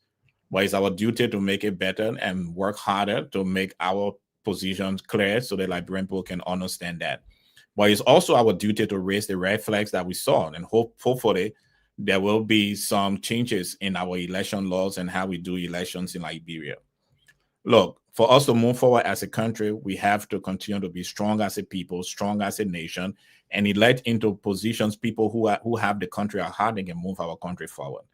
And this evening, I will continue to speak to you about Mr. Alexander B. Cummings of the Alternative National Congress and his vision of making Liberia a strong nation. Have a wonderful evening. We'll look forward to this conversation tomorrow or the next time we see you. Good night. Thank you. Thank you, Mr. George. Thank you as well, Conor Gray. You've closed already. Yes, Mr. Slanger, I've closed. Thanks, Okay. thanks for holding down the show for us. I know it's a difficult thing, especially the time we run this show, but it's people like yourself are the ones that make it, possible for us to be here. But thank you so much. I got your Christmas, man. I'll try to find that Cash App and send it. Oh, I think we still use Sendwave all the time. You gotta tell the man with 60,000 people listening. Hey, you want people to start come visit man to offer a hall. Is it a security or grace every over? When you say why he's sending us the Christmas, so yeah, like it sounds like it is. Mr. No, the man talking about cash app so people can get it deep. Mr. Sanger is not the only guy there's Nelson. There are others there. There's Zogboy. And when I say Christmas, I mean it should spread around. It's the joy of the season. We have to spread it around. We're not going into Mr. Slanger. Others may benefit as well. Thank you, Conor. But that's personal, one-on-one between you and I. If you say it right, that's it personally. No, it's personal how much I was saying. It's not something that I'm going to broadcast. And you may be sitting down by Nelson. You may not even know what I sent to him. So that's how. Already.